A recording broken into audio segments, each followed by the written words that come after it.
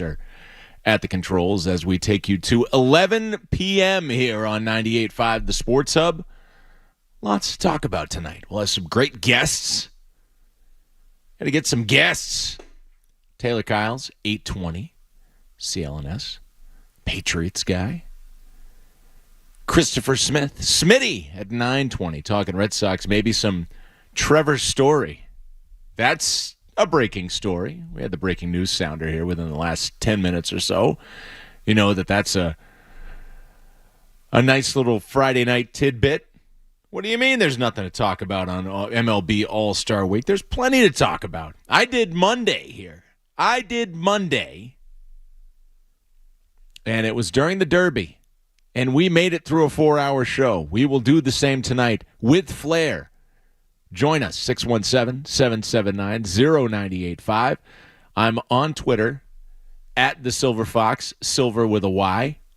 And tonight, James Scaramazino, tonight, I am going to become Mr. 3000. No, we're not talking about the movie starring Bernie Mac. And, hey, jumping off of baseball movies, if you listen to Felger Maz today and heard Mark Dondero's admission that he had not seen Major League, I'll admit, we talked about this on Monday, Skaz. Sylver, not a movie guy, but I feel like I have the baseline stuff.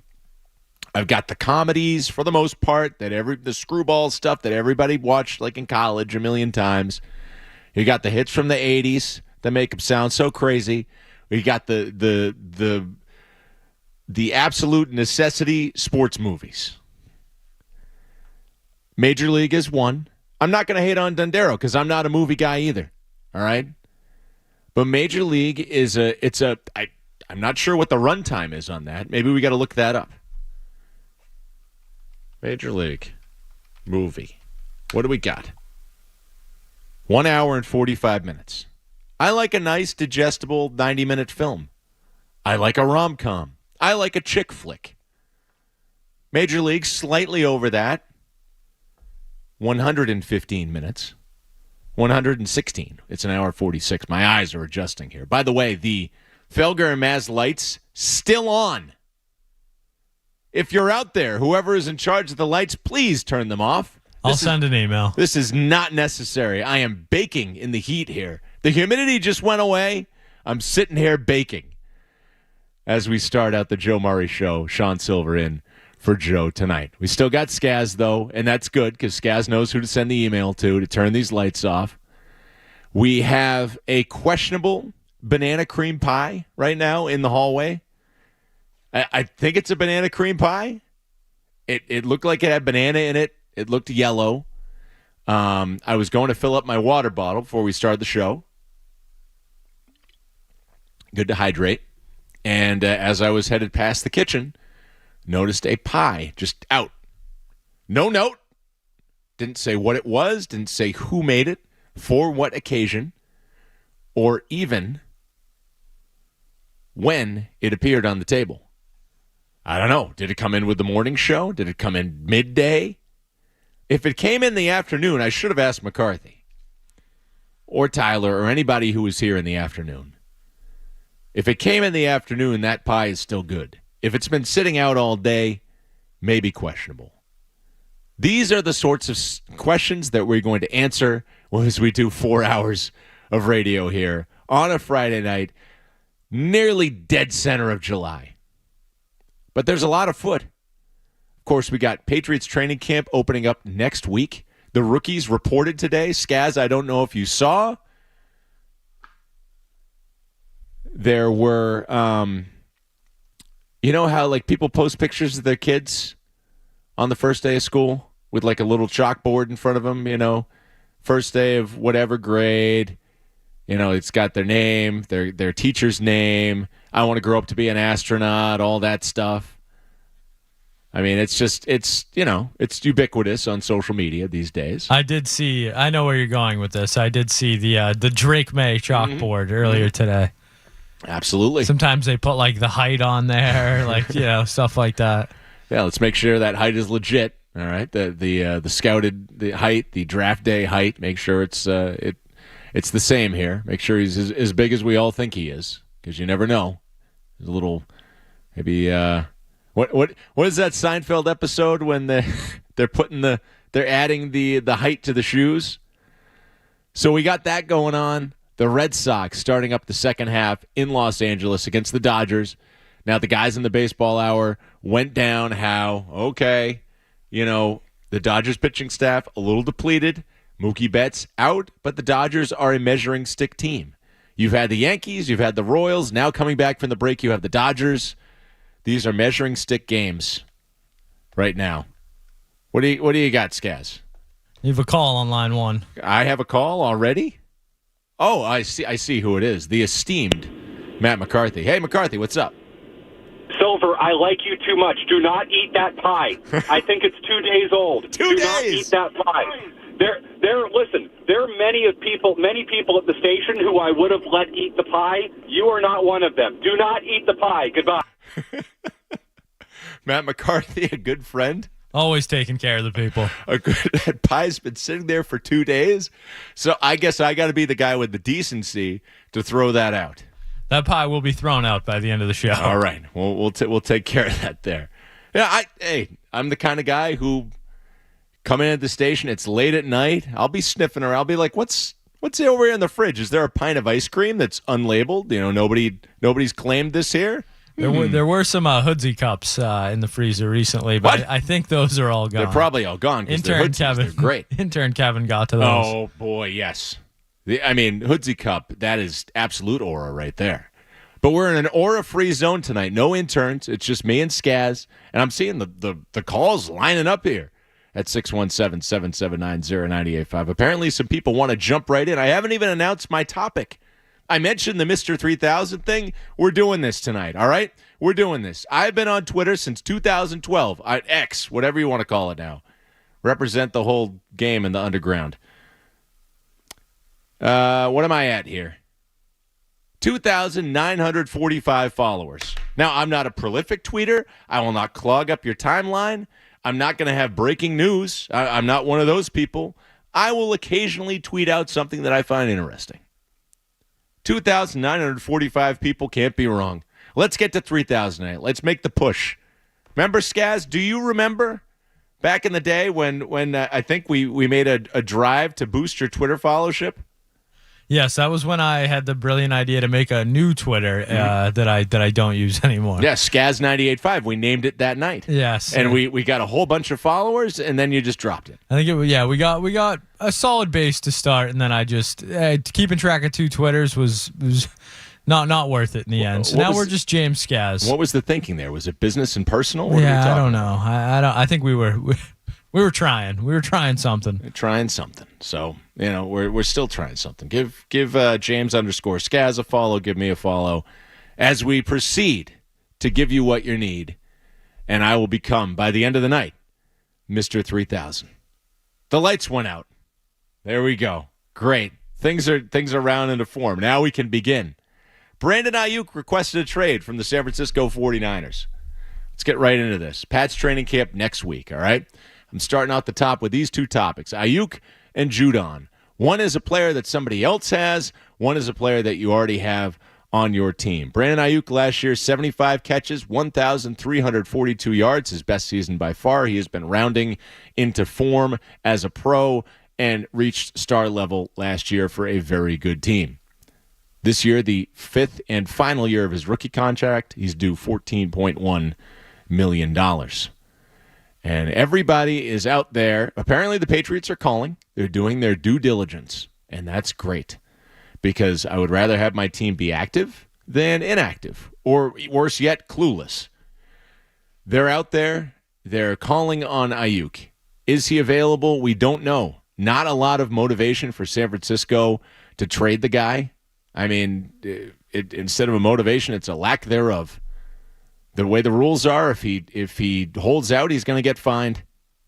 They could come to a 1-year deal, settle somewhere, and just, give him some money to hang around and produce. But the Patriots and Brandon Ayuk, really? Really? Like, I get it. You want to be good again. I get it. But we just went through this. All right?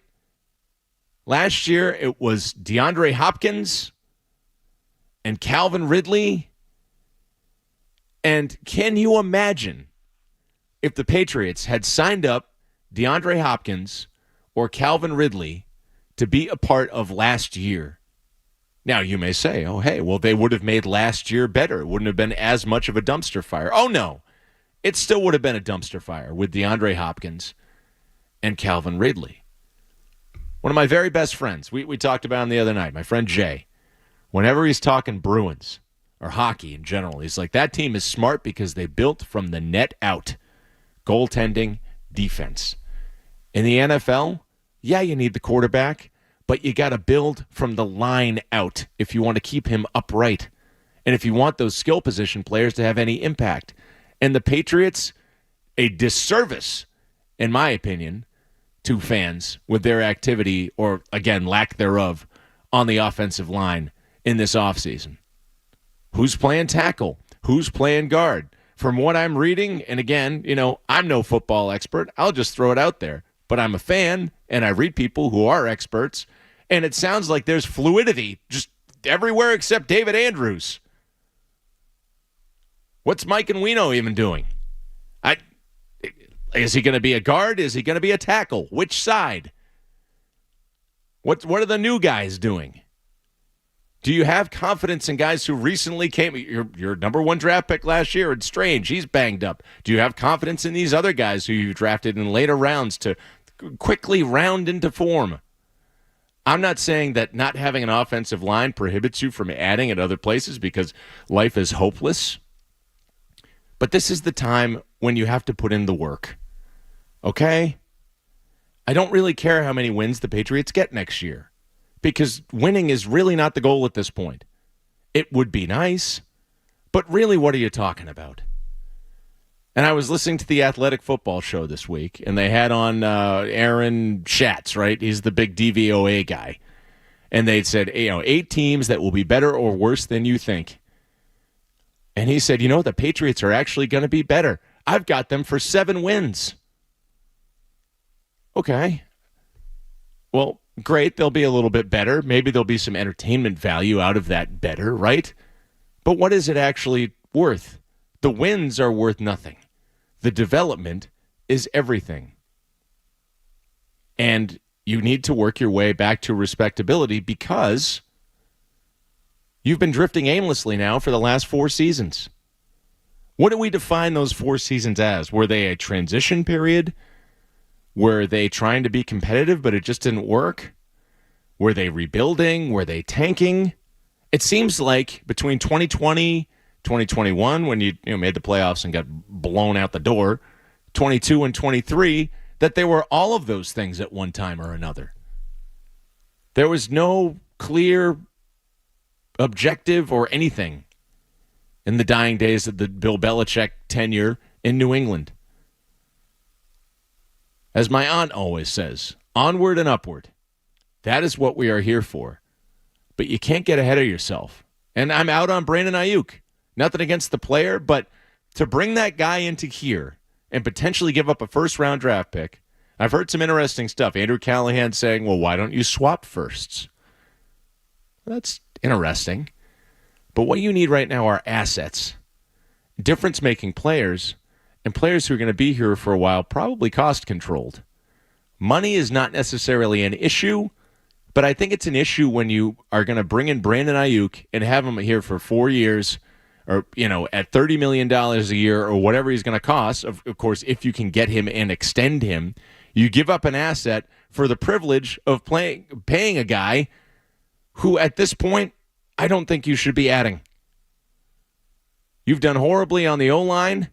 Pay for the privilege of having legitimate NFL offensive linemen. Don't worry about the skill positions. When Tom Brady and Drew Bledsoe were young here in New England, and Tom Brady won a Super Bowl in his first year, did they invest in weapons? No. In fact, they were good enough to lift up, in Bledsoe's case, Michael Timpson and Vincent Brisby. In Brady's case, after he had a few years in the league there, David Givens and Deion Branch. Later, you got Randy Moss. Later, you got Wes Welker. It's not saying that we don't have confidence in the quarterback, but let's just see what we have here. And for God's sake, if you can't even keep him upright, then keep him on the bench. We'll find all this out as we get into training camp here. It's coming. It's mid-July. And the official announcement with the kindergarten arrival photos, it's back to school already. I feel like my kid just got out of school. It is back to school already in New England because football season is right around the dang corner. We're going to cover that. 617-779-0985. I will talk to you about anything tonight because we're getting through these 4 hours together. Like I said, Taylor Kyle's 8:20, Christopher Smith, 9:20, John in New Hampshire on the other side of this, Sean Sylver, 98.5 The Sports Hub. More Joe Murray coming up on the Sports Hub.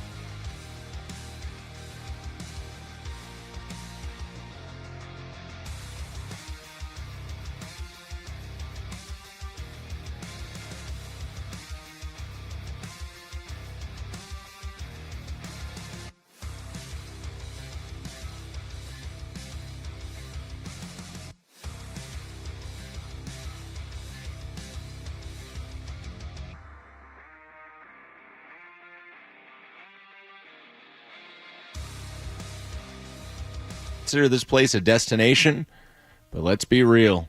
Vegas isn't into this team. Nobody is predicting this team to do particularly well. Why now? Give me a reason at 617-779-0985. Why now are we importing a Pro Bowl caliber wide receiver into the mix? Oh, we want to lift up Drake May. No, we want to keep May standing up behind an offensive line. And if he's good enough, if he really is Baby Bledsoe, which is what I'm calling him, and he will lift up his receivers with him. Kendrick Bourne, we know, can do damage out there. He did so for Mac Jones a couple of years ago. Only a couple of years ago he did so. Rest of the gang, your mileage may vary. But I know he's at least got Kendrick Bourne, and Hunter Henry is at least a body that you can throw to. And who knows? How much are you starting May? When do you go to May? There are a lot of questions that need to be answered here, and we can get through them throughout the course of the night. A Mr. 3000 update. We're going to have these all night long. All night long. I'm up to 2,948 followers. I have 52 to go. Thank you to those who just started following at the Sylver Fox, Sylver with a Y. We're doing the thing. I promise. It's a harmless follow.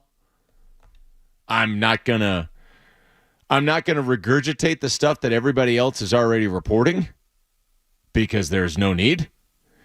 I'm not gonna get political. I'm just gonna occasionally drop a little sports nugget into your timeline. Once a day, a couple of times a day. Sometimes I'll even take 2 or 3 days off. Let's go. It's time. Been at this station for almost 10 years. And I don't have 3,000 followers on X. And clearly this concerns me. Let's go. We're driving at 3,000. I don't know what it really means. Maybe we'll throw a little party. Maybe we'll have some banana cream pie. No, Skaz shaking his head. Here's an interesting tweet. Our guy John. He goes, in or out on the children's book, The Banana Cream Pie That Changed the World.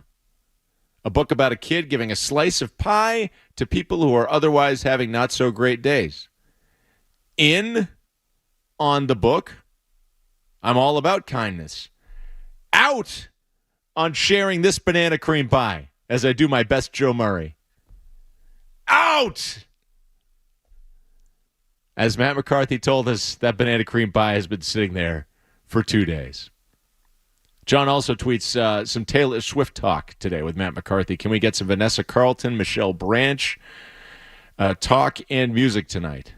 We want to do like Carlton versus Branch for like I think it's Branch, pal. I think I'm going Branch. But yeah, we'll ask Gas to put some of the music in. You know, I get down to a good like early 2000s pop tune. Perhaps end the show with Goodbye to You.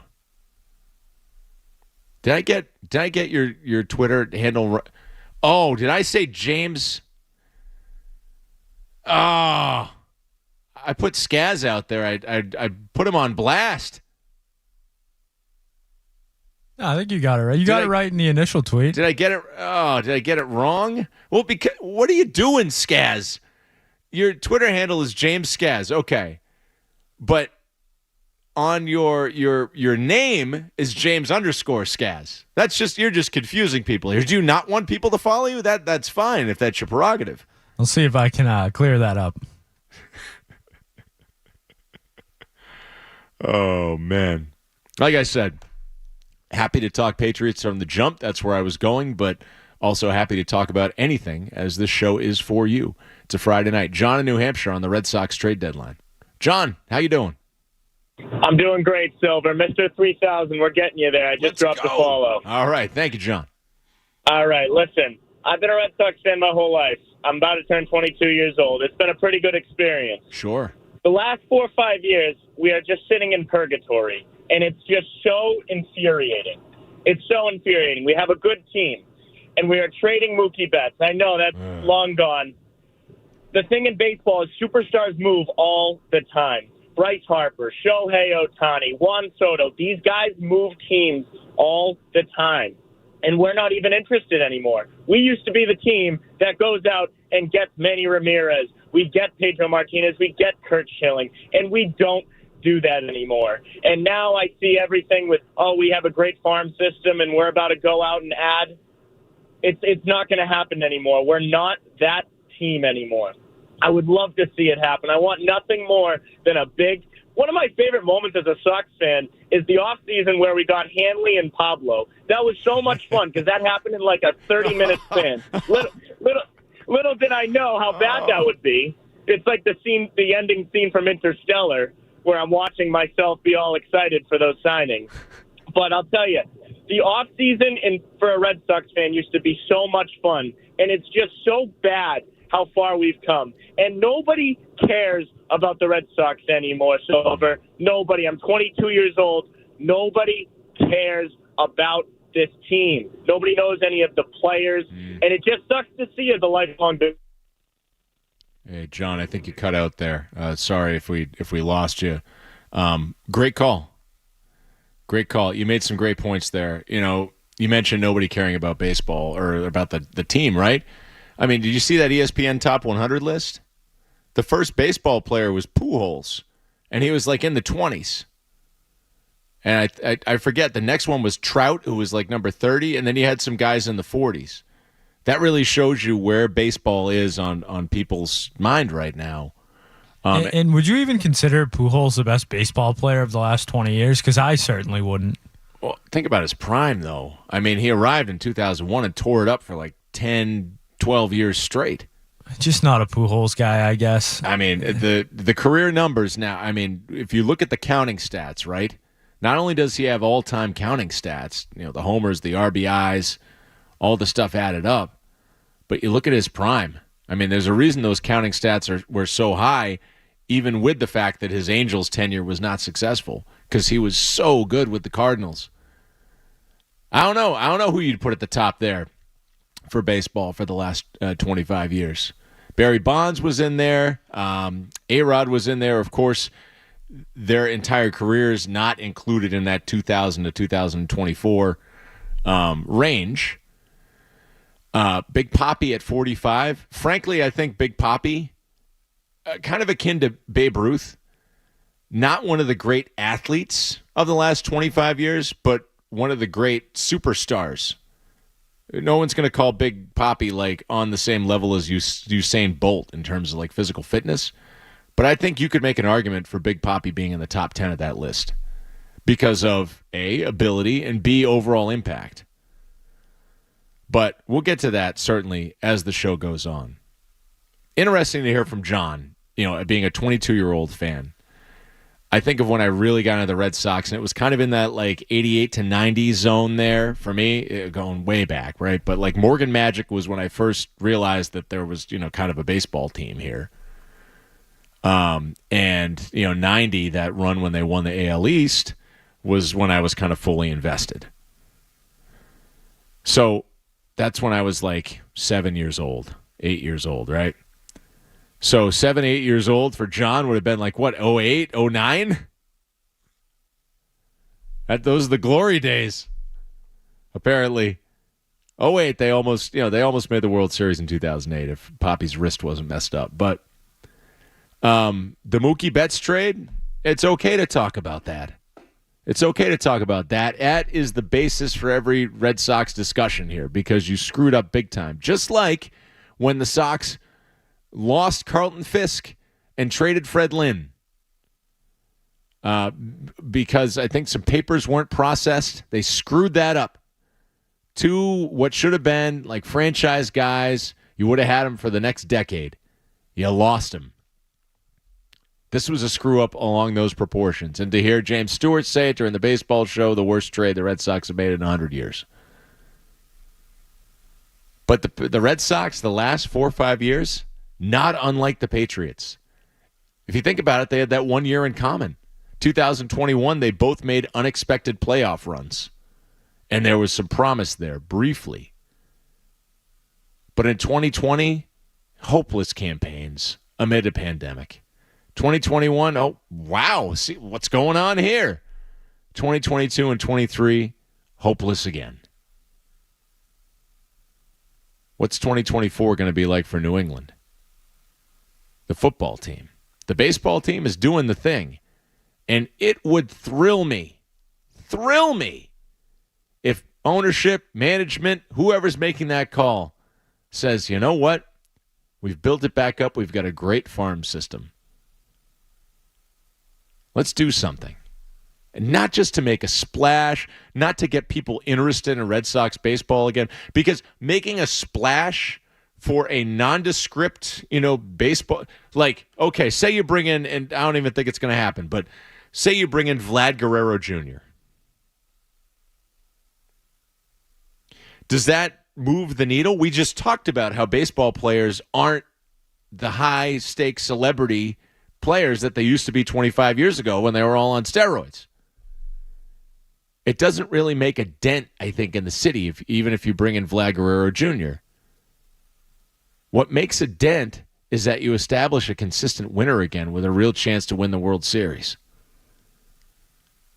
Can you find a way to put some prospects together, some magic beans, and bring in a guy who's got some term? And I think that's what the Red Sox need to do. It's kind of like a little bit of what the Patriots need to do. They need to use their assets. They're a little bit behind the Red Sox because Belichick was just hanging out here and everything remained kind of static. The Patriots need to get the assets, build up their farm system, and by that I mean, pool of young talent, and start winning again. It's going to take time. Brandon Ayuk, the Vlad Guerrero Jr. Band-Aid signing that's going to cost you a lot of money just because it's going to get a few people hyped for a few weeks and then immediately you go back to stinking, not the call. 617-779-0985 on the X machine, Twitter, whatever you call it, at the Sylver Fox, Sylver with a Y. Where are we? Update. 2,959. I'm 41 away. Let's go. Hashtag Mr. 3000. Sean Sylver in here on the Sports Hub. Quick check of headlines, and we'll be back. Sports Hub headlines. All right. The Red Sox back from the All-Star break. They will open up a 3-game series out west with the Dodgers. Nick Pivetta on the hill for Boston, taking on Gavin Stone. Sounds like a soap opera name.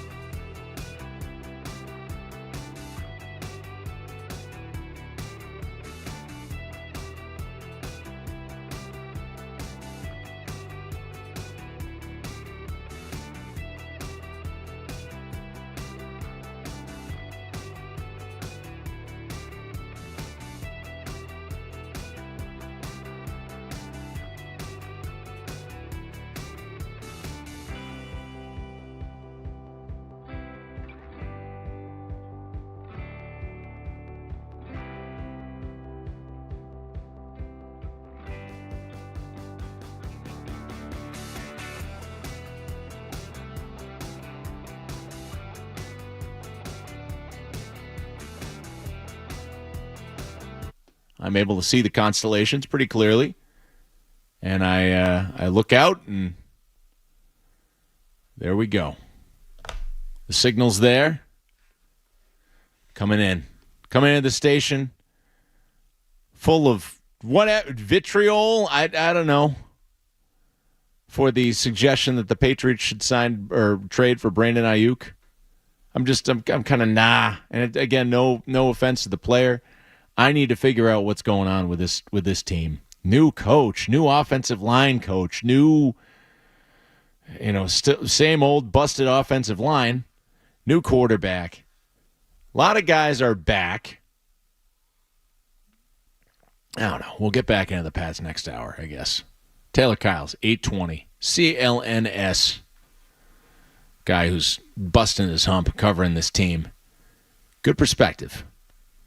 And we'll have plenty of questions for Taylor at 820. Christopher Smith, 920. Mass Live, Red Sox. Let's talk a little Red Sox right now. Where are you at the trade deadline here? We're buying, of course, right? We're definitely buying. Who are you buying? We'll take your calls at 617-779-0985. And again, hashtag Mr. 3000. We're going to 3,000 Twitter followers tonight. We're doing it. We're up to... Oh, come on. Just give me the number. It says 2.9K next to my name. That doesn't help me. I want a 3. I want a 3 there. I feel there's some legitimacy to 3,000. Like 3,000 hits, like Adrian Beltre had. He's going to the Hall of Fame this weekend. But where are you at for the Celtics? You're looking at Brent Rooker from the A's. We just saw him, right? With the A's coming to town. You're looking for a hitter, a pitcher, some bullpen help. I'll tell you one guy I'm not in on. Carlos Estevez from the Angels, out. I don't want you to bring in a guy who's having a good year, who's been a dumpster fire in the past, because I know how this goes. It is such a small sample, and there is such an easy way for an acquisition to become a dumpster fire. There's a reason that teams line up to make these trades every summer. Make the fans feel like the effort is legitimate. But have you ever really thought about that? What do you get out of a starter from July 31st on? 8, 10 starts? Again, if you're in the playoffs, then that can be a big deal. But it's not often that you're getting a number 1 or number 2 starter at the trade deadline. He's probably a guy who's going to start once in a playoff series, maybe at number 3 or number 4. Bats can change things. But what are you talking, 150 at bats? 200 at bats? And, of course, you get them for the playoffs.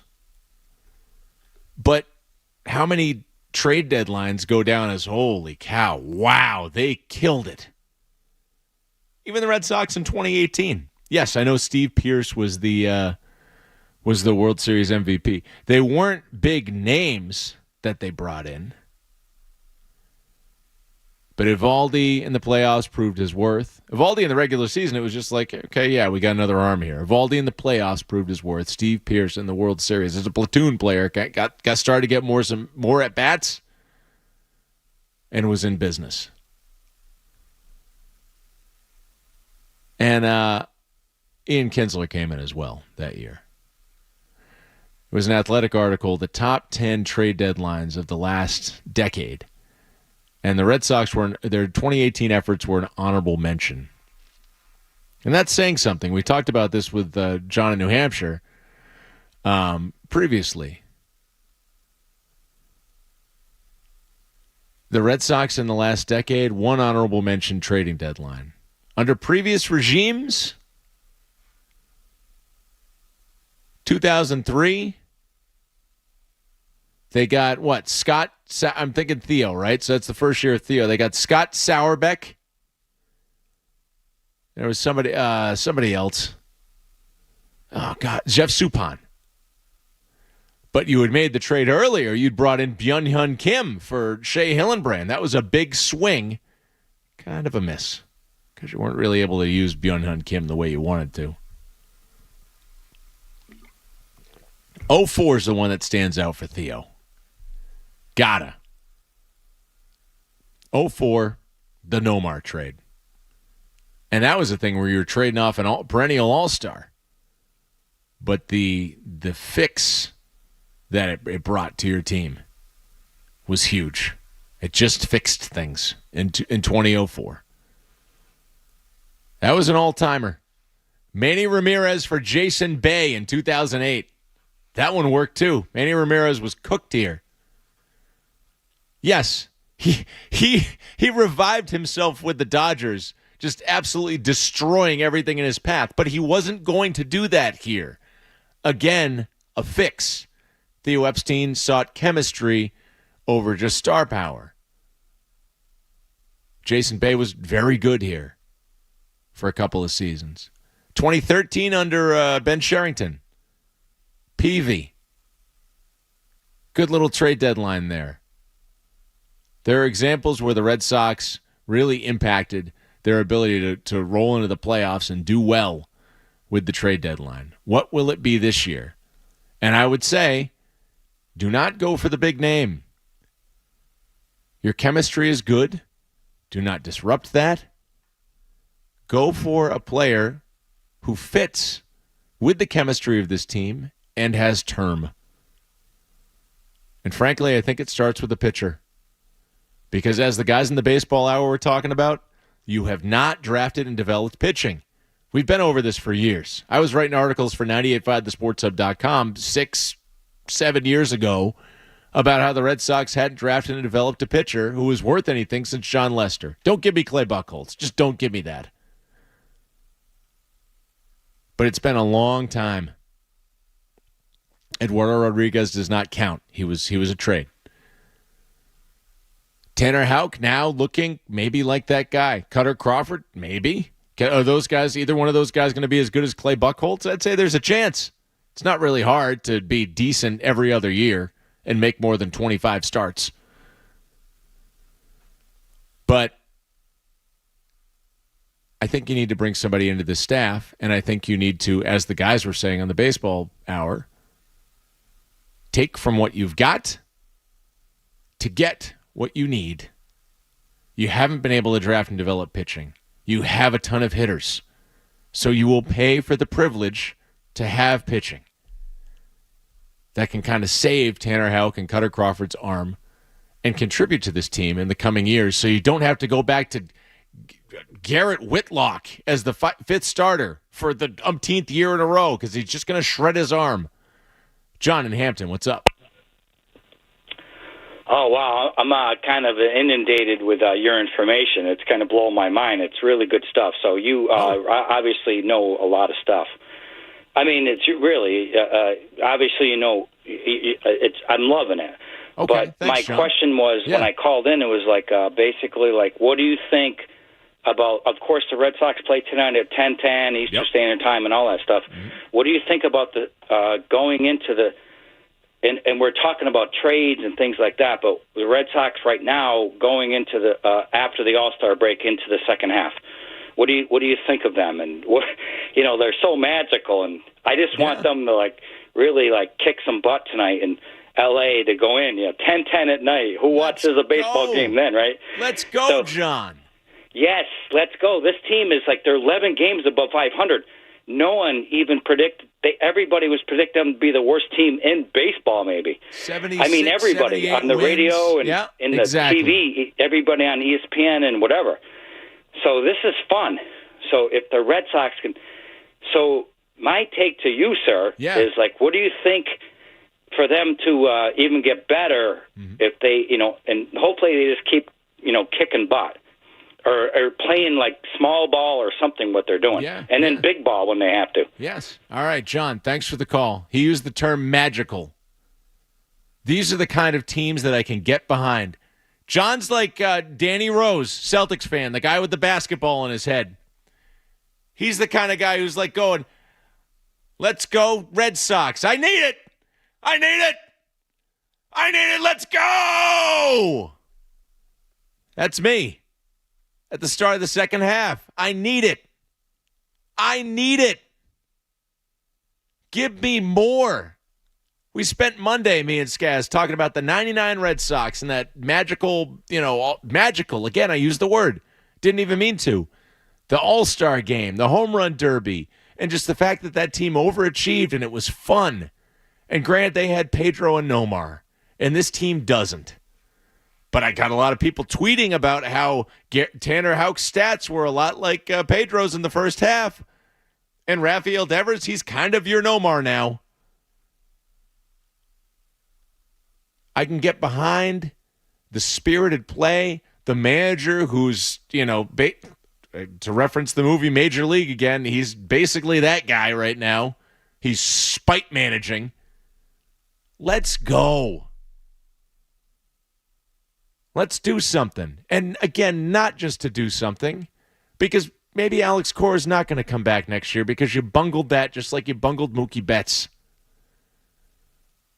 But the Sox can be relevant for the next few years when we didn't think that they could. Now there's going to be some questions, right? Jarren Duran's going to be 28 at the end of the year. Is he a guy that you're going to sign up at term? You hate paying guys in their 30s, despite the fact that you handed out contracts to Trevor Story and Masataka Yoshida, who were both 30 years old coming on board here, and now you have them for years, and they're not what you thought they were going to be. Yoshida's been good this year when he's played. Give him credit. He's a professional hitter here. I don't know what his future is here. There's a few guys where you say, I don't know his future.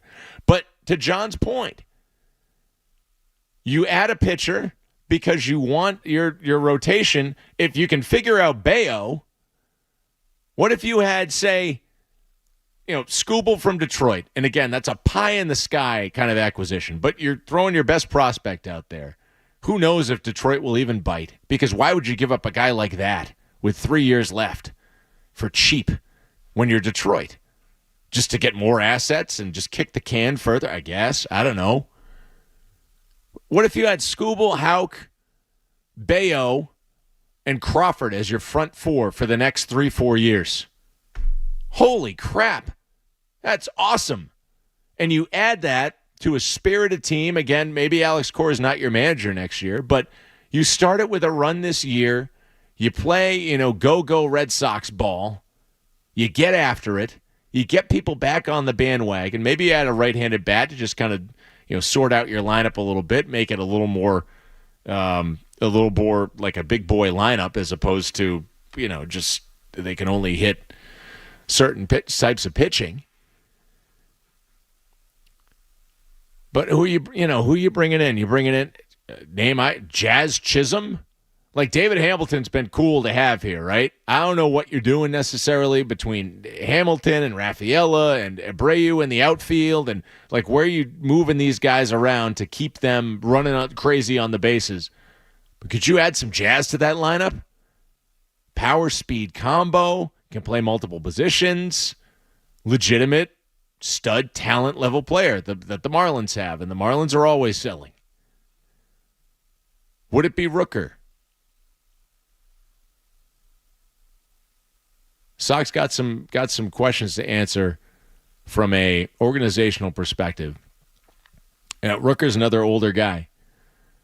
But let's get some guys in here that are young, meet this exciting framework, match it, and you go. And you give it a try this year, and you just keep building.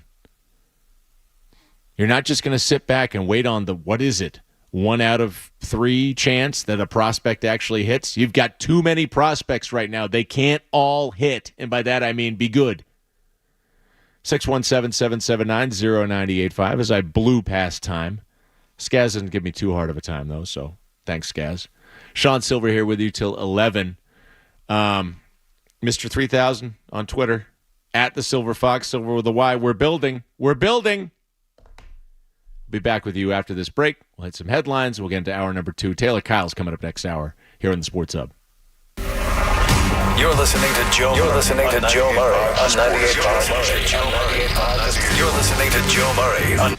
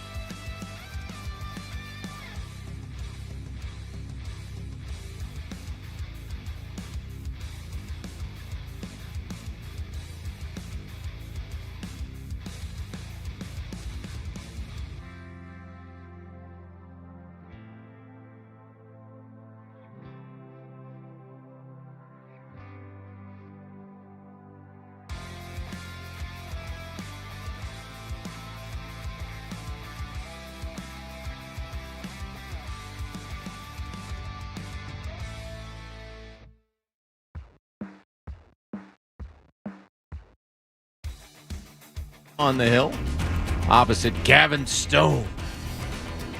10-10 your first pitch. And Trevor Story reportedly in the Red Sox clubhouse saying that a return in 2024 would be his goal. Not closing the door on a return to the Red Sox. Boston Celtics Summer League team took on the Mavericks this afternoon and unfortunately lost. But who cares? It's Summer League. You won the NBA title against the Mavericks, right? 101-90 was your final score. And by who cares? I mean, I'm sure some people care. There's people in my timeline right now breaking down this game, breaking down the summer, because it is meaningful. But big picture. Big picture, right? Hey, let's talk rugby. The New England Free Jacks will host Major League Rugby's Eastern Conference semifinal matchup tomorrow afternoon in Quincy. You want to go see them take on Old Glory. The Boston Cannons also taking on the New York Atlas tomorrow on the road. Yeah, we're doing it all, baby. The Open Championship at Royal Troon, Shane Lowry, your leader through 2 rounds. He is 7 under par. And the New England Revolution take the pitch at Gillette, hosting FC Dallas tomorrow night. Your Sports Hub headlines brought to you by Awaken 180. Spending summer on Cape or are you abroad for vacation? Awaken 180's at-home program travels with you. Don't put your health off. Awaken180weightloss.com. Sean Sylver here at Boston's Home for Sports, 98.5 The Sports Hub. Next update, 8:30. To us, Boston pride runs deep. I'm a Bostonian! This is Boston's Home for Sports. Bow, bow, bow! 98.5 The Sports Hub.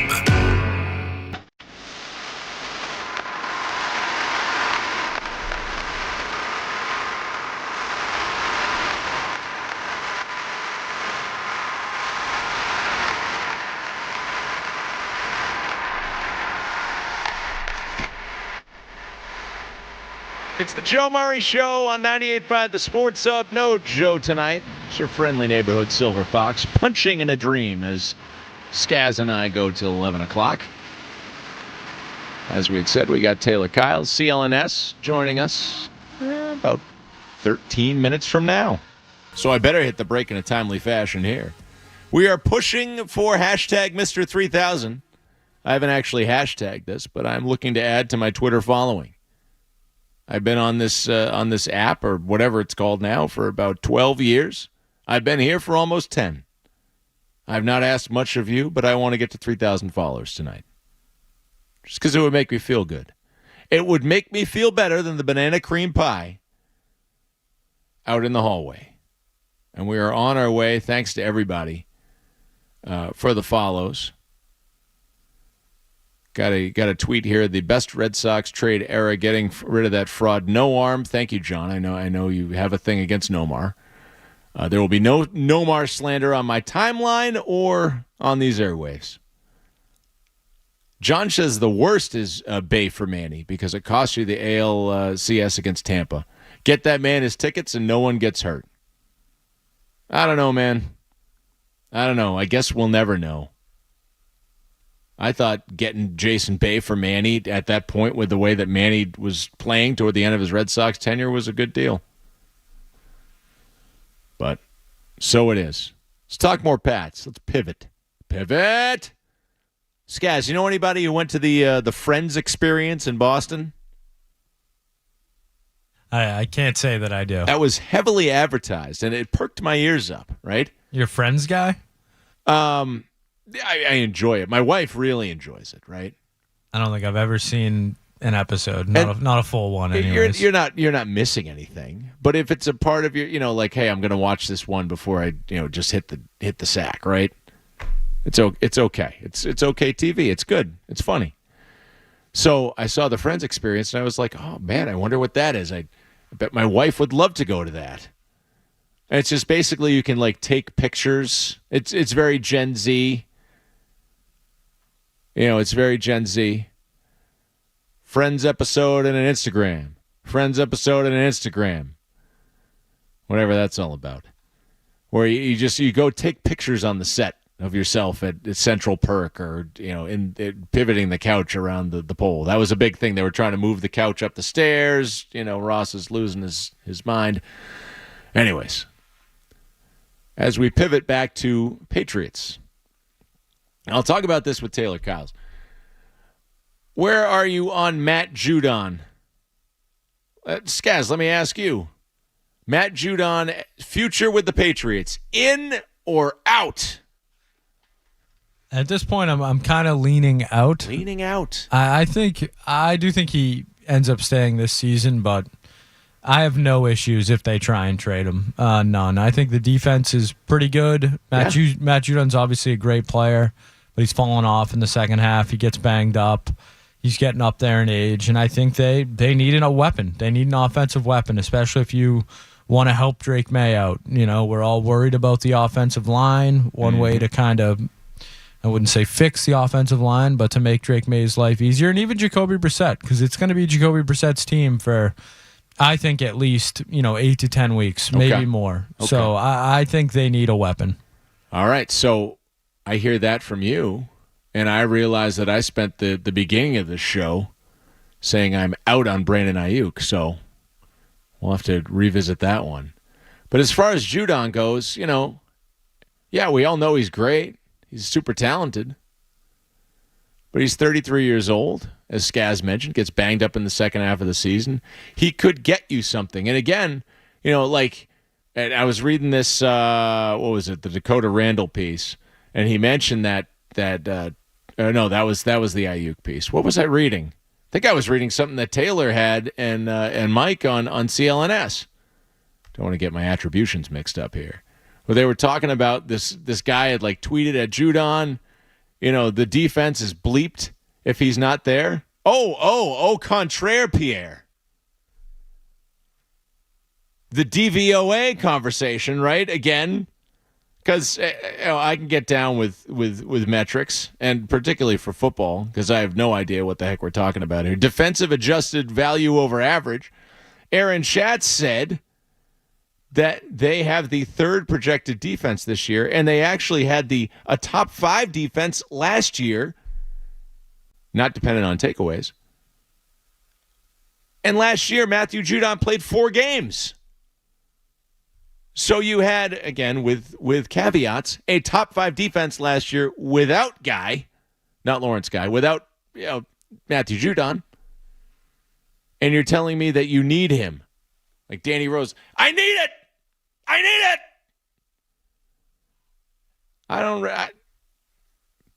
Patriots defense is pretty good without him. I liked him here. I liked the signing. I like the fact that he came in here like a bolt of lightning. I kind of like his personality. He's kind of unfiltered. And, he does his business. But he does get banged up. And, again, if he can get you something, you're asset building now. I could see bringing him back for 1 year if you just want to, have some continuity within the defense. But, again, what continuity? He was missing all last season. He's been missing a ton. And he's not going to be here for the next 3 or 4 years. That would be cuckoo pants. Ain't nobody want a 37-year-old Matt Judon around here. 617-779-0985. You want to join us. I'm on Twitter, on X, whatever you want to call it, at the Sylver Fox, Sylver with a Y. The push for Mr. 3000, it has slowed within the last 15 minutes, Skaz. We're still at 2,964 followers. I need it! People on YouTube. I got to check into there. I'm checking into YouTube. I'm bringing all of you, all y'all, all 12 of you or whatever there is out there tonight. I haven't opened it up yet. I'm opening it up. I will be accessible to you on YouTube. I will be interacting with you throughout the program. I need you. I want to feel good. I'm feeling festive. My friend is celebrating a 40th birthday tomorrow. After I leave here at 11 o'clock, I am going to go to a bar briefly and then go home. Hang out with me. Feel festive with me. Patriots, Sox. We'll do some Baseball Hall of Fame. We'll talk, which I'm sure is just thrilling to everyone. We'll talk about the Olympics. We'll talk about all kinds of stuff here before we get done. We've got an in or out at 8:50. Coming up next, Taylor Kyles joins us to talk Pats here on the Sports Hub. More Joe Murray coming up on the Sports Hub.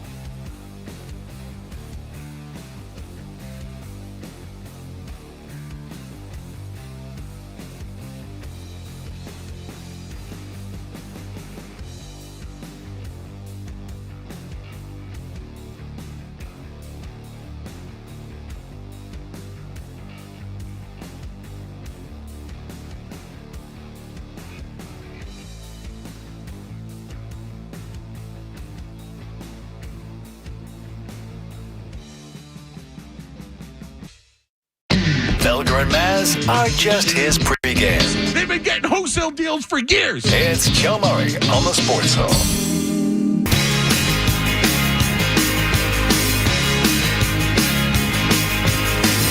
All right, Sports Up. Sylver with you. Fridays with the Fox. We're going till 11 p.m. I'm in a mood. I got a lot more. I don't know what it is. I was telling Skaz. I came in here Monday, and I was going to talk about one of my favorite things, the 99 All-Star game at Fenway Park. Because, of course, the Derby was that night, and y'all remember that, crazy 1999 home run derby with Mark McGwire and Griffey and all that stuff. So it was a topic I enjoyed talking, but I just kind of felt like I was like swimming in mud Monday night. I didn't have the energy. And some callers called in. We made it through, but for some reason I'm feeling it tonight. I'm like really feeling it tonight. And with that, we'll be joined by Taylor Kyles, CLNS Media. He is the lead NFL analyst for CLNS. And I'll start with this, Taylor. It's got to be a grind covering this league. Have you gotten to have a little breather, have a little break here, and are you feeling bright-eyed and bushy-tailed in time for training camp? I mean, I'm a football fanatic. I think there's something wrong with me. As long as I have something to watch, I'm usually okay. Been having to dig into the archives, but yeah, I'm like going for walks. I'm enjoying the sunset, even though I feel like I'm getting choked out by the humidity. But definitely got to recharge the batteries, and I'm fired up for next week. Good. I'm glad to hear it. And I mean, there is something to be said for just kind of watching stuff for enjoyment rather than having to watch stuff for work. I mean, I know you love what you do, but it is nice to just kind of have the pressure off a little bit. But we're getting right back into it here for training camp, and I know you look at the league with a very analytical lens. I've seen some of your breakdowns and appreciate what you bring to that. But I'm looking at tonight's conversation from a Joe Murray stance here. He does the little in or out thing, and I just kind of want to gauge your interest in these particular topics. Are you in or are you out? You game to play along with us there? Absolutely. Let's do it. This sounds fun. All right. So you've probably been asked this one about 1 million times. It's been the topic of the week, but. In or out, and your reasoning. Are you in or out on a Brandon Ayuk trade for the Patriots? I'm out, which pains me to say, because I'm one of the people that really thinks that Ayuk is like a top 5 and worst top 10 receiver in this league. Like the number backs it up, the film backs it up. But at the same time, if you're the Patriots, you got to look at this from the standpoint if you could have a top 10 pick next year. Yeah. And, as much as people are pining for a left tackle, which I still think Cade Wallace could be that guy, but even if they did next year need a premier left tackle, in this league, wide receivers are more valuable than offensive tackles. It's I don't think it's a huge margin, but I think it's significant. So if you can get a guy who's cost controlled for 4 years, then you get the 5th-year option. Then, the reason Ayuk has no leverage is not only do you have a 5th-year option, but then you can franchise tag. That's a lot of control you could potentially have for a guy that you wouldn't have to take up a lot of your cap. Not the worst thing in the world. You do have a rookie quarterback. That's usually when you want to make a move like that. But when you consider the draft capital, which could be pretty high, on top of the fact that, you don't necessarily want to have to pay a guy if you can get a cheaper guy next year, I just don't think it makes a lot of sense, as much as that pains me to say. Yeah, I hear you. I mean, and you mentioned the line. You mentioned having a young quarterback, and everybody's kind of like, hey, you got to prop up Drake May. So I'll give you the next in or out. Are you in or out on seeing Drake May before Halloween? Oh, I'm in. Mm-hmm. I'm so in. With the caveat that he's got to be able to run the offense with some level of efficiency. I think that's going to be the reason that Jacoby Brissett does start the season. It may start, quite a few games depending on how well the team does. But I also think that once Drake May picks up the playbook, the accuracy is tight to a point where you're like, all right, he's going to have some misses, but he's going to hit more often than not, and he's not putting the ball in harm's way. He's just naturally going to start making plays on the defense where they're like, whoa, okay, this guy needs to see the field because we're having a hard time guarding him. So, yeah, I think it's really just going to come down to when they think that he won't be in a position to kind of exacerbate where he's already struggling. So if that happens before Halloween, I'm all for it. I'm gung-ho on Drake May. All right, so you mentioned the O-line earlier. You're gung-ho on a Drake May appearance. Can they keep him standing up straight? And, I know we got lot of new additions to the coaching staff, the O-line included. Are you in or out on the talent that's right there right now, representative on that offensive line? Yeah, I'm not going to lie to you. It's a mixed bag because there's a lot of unknowns. You got Chukwuma Okorafor coming from the Steelers. Was an average player at right tackle for them. Like, he was a starter for multiple years. They re-signed him. He only got benched because I think he was talking crap about Matt Canada 2 weeks before Matt Canada got fired. And they were like, yeah, Mike Tomlin's not having that on his ship. But he's moving to the left side where he hasn't played since college. So there's an unknown there. But he's been one of the few consistent guys, but still a question mark. City Show was one of the best rookie run blockers in the NFL last year, but he did have some rust moments in pass protection. So you're hoping Scott Peters, who has a really good resume, actually learned under Bill Callahan, one of the greatest offensive line coaches of all time, and has a very interesting background in his own right as a former player. I think that he can get the best out of City where the pass protection won't be as big of a deal, and he can have a strong sophomore year. Then you got David Andrews, solid as ever. Yep. You know what you're going to get out of him. Just actually going to have more responsibility, which could be fun to watch. Then Mike Nwenu. We thought he was going to be right tackle. He actually has been at right guard. I think he's a much better guard than he is a tackle, a Pro Bowl caliber guard. So I think that's a pretty solid spot right there. And then Caden Wallace. I think there was some worry about him playing left after he was a career right tackle at Penn State. He is going to be cross-trained, and he said he spent time on the left side when he was at Penn State in practice. But it looks like he's going to be the right tackle. And he's an older guy, has a lot of experience, another guy I think Scott Peters can really get the best out of. So I'm pretty excited to see what they can get from him. So the left side, a lot of question marks, but I am more confident with the right side being able to hold up. But, you know, if Drake May's in there, I think that he can actually elevate the talent of the offensive line because of his mobility and his pocket presence. But we'll see. Nice. I mean, you know, certainly feeling bullish on Drake May contributing this year, and you know, maybe contributing some big things. Let's switch over to the defensive side of the ball. And I saw that you and Mike did a video on this with the Matt Judon, I guess, news. It's kind of news. There's some tweeting going on. There's some speculation, right? Are you in or out on Matt Judon's future with the Patriots beyond this year? I'm actually in. Honestly, I wasn't so sure just because of the age, the biceps injury, the fact that they actually have solid depth on the edge between Keon White and Anthony Jennings, who I expect to have big roles. But actually, Miguel Benzan, at Pat's Cap on Twitter, the go-to resource for anything money-related with the Patriots, the guy is a legend. He actually came on the Pat's Daily podcast yesterday, mine and Mike's pod, and he told us that he actually thinks the deal will get done with Judon. And that really the only kind of middle ground that they need to reach is going to be based on guarantees for 2025 and 2026, where he thinks Judon will want fully guaranteed for 2025, which Hunter Henry has, so there's reason for him to, you know, say that he's worth that as a player at a premium position.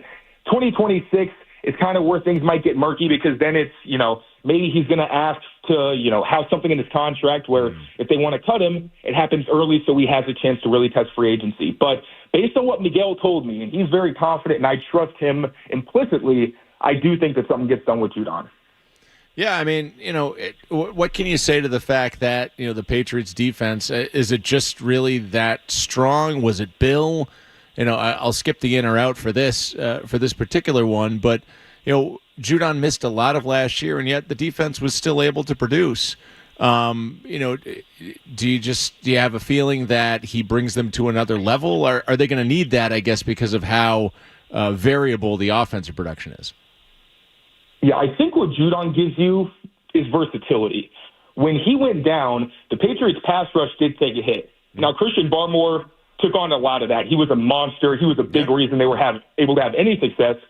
But then you look at the other guys on the edge, Anthony Jennings, not really a pass rusher. Jelani Tavai spent a lot of time on the edge. He's more of a coverage guy, maybe a blitzer, but not really a pass rusher like a Judon. Keon White was still really young. Joshua Uche had a down season. So having a Matt Judon where he gives you solid run defense and pass rush, Keon White's the only guy with that kind of skill set. And again, he was in his first season, had a lot to learn. So I think there's still a very talented defense. Like, I honestly think they're going to be in the top 10, maybe top 5 if things go well. A lot of that is because of Barmore and Gonzalez coming back and their depth at other places. But Judon is still a valuable player. Like, he's still a playmaker. That Jets game, they don't win without him when they were in MetLife. And obviously the leadership he brings in terms of being a vocal guy and just someone who leads by example, I think that's really valuable. I do think he's still a cog in their defense. Nice.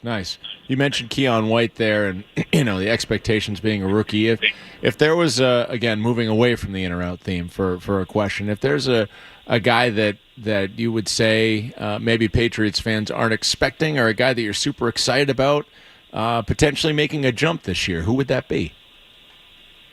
Keon White's got to be at the top of that list. Yeah. One, Gerard Mayo mentioned how he's becoming more of a vocal leader, so that kind of tells you he's taking this seriously. He has a sense of responsibility. He wants to be the best version of himself. And if Keon White becomes the best version of himself, that's very scary for the rest of the NFL. Absolutely. Like, there were moments where he would be disruptive in the kind of way that you see from Barmore, where it's just like people are overwhelmed by his size, his power, his athleticism, his explosiveness. Like, he put Lane Johnson, a Hall of Fame right tackle, in some pretty compromising positions in his first NFL game. He's got to play under more control, maybe show better awareness. But the flashes last season, I mean, him and Barmore on the same line as they grow together, that's going to be a really fun duo to watch. And one of the reasons I think they can really be one of the best defenses in the NFL. And then I throw Marte Mapu in there as well. Yep. Struggled a lot last season, but they also put a ton on his plate as their third safety. Yeah. It's kind of like that nickel position where it's kind of a starting job depending on what the situation is. And he had his rough moments, but he also baited Patrick Mahomes into an interception on a really impressive play. He forced a fumble against the Broncos that turned into a touchdown and helped to win that game. I think he's a playmaker. You saw it in college. You didn't really get to see it last season for a multitude of reasons, but I think those two guys are really going to emerge as playmakers after, kind of being up and down as rookies. Yeah, and would keep that defensive reputation intact and maybe add to it. If this could be a scary defense this year, be a hallmark of the Patriots, I think that's something that, the region could kind of get behind, that kind of hard-nosed, defense kind of busting things up for these pretty offenses that come in to Gillette. Shifting away from Gillette, and I'll get back to the in or out format here, just a couple more.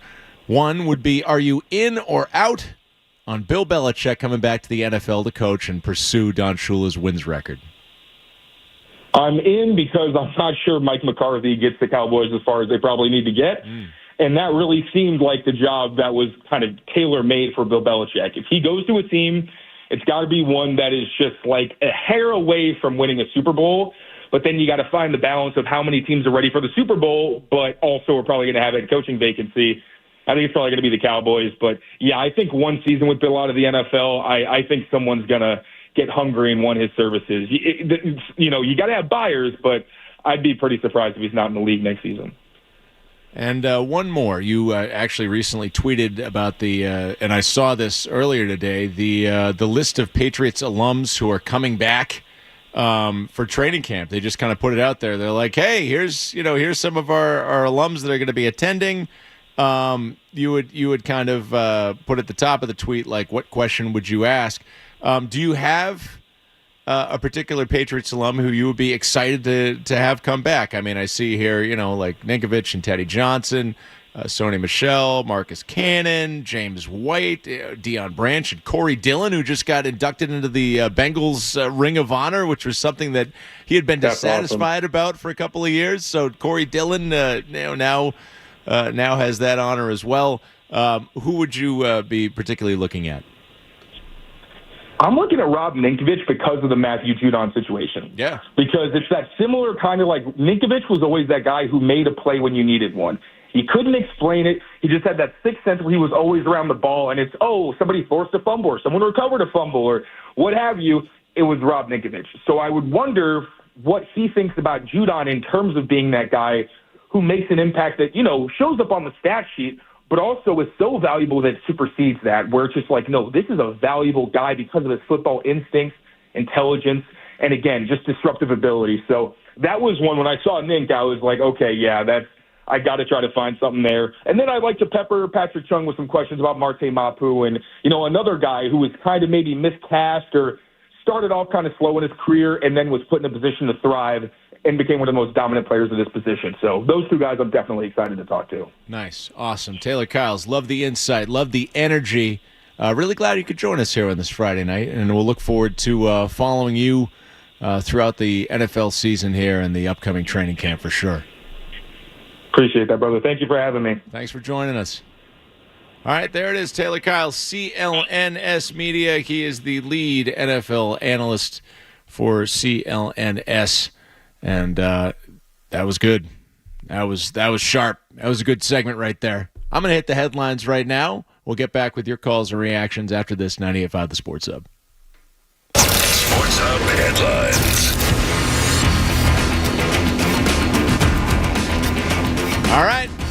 Red Sox back at it from the All-Star break. They will open up a 3-game series out west with the Dodgers tonight. Nick Pivetta climbs the hill. He'll be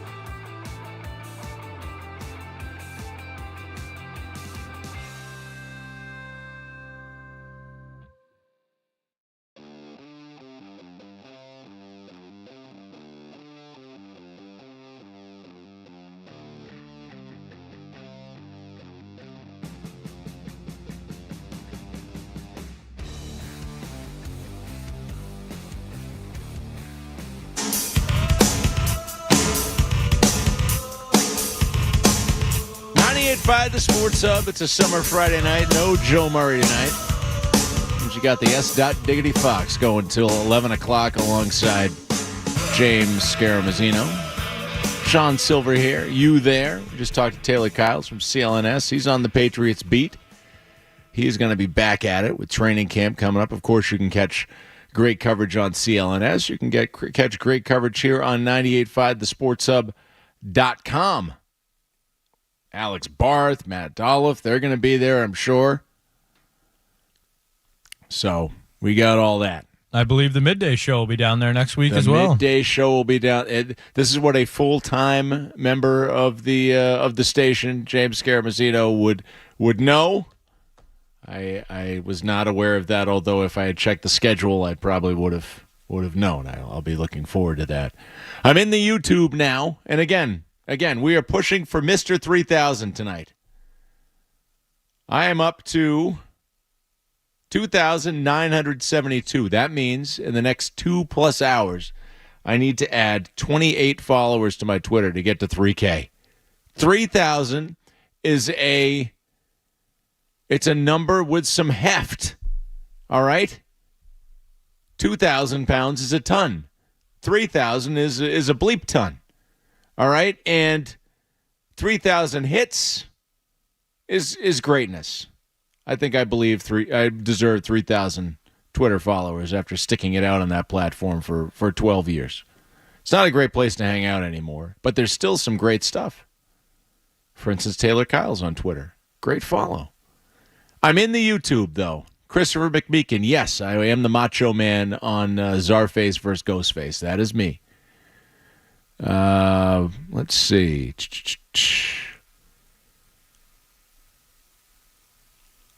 Not seeing a whole lot going on in there, but I'm in there. I am in the YouTube chat.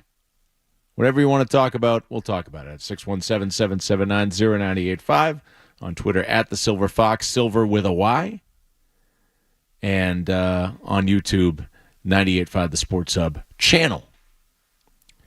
Skaz, interesting that Taylor was with me out on an Ayuk trade. Haven't asked where you are on a Brandon Ayuk trade. I have no interest in trading a first-round pick, especially next year's, for Brandon Ayuk, because I am of the belief that, unfortunately, the Patriots will not be a very good football team next year. I think that will be a top 5 pick. Mm-hmm. And while I like Brandon Ayuk, I don't think he's worth that. And I heard Alex Barth mention this on the afternoon show. I can't remember what day it was, maybe yesterday.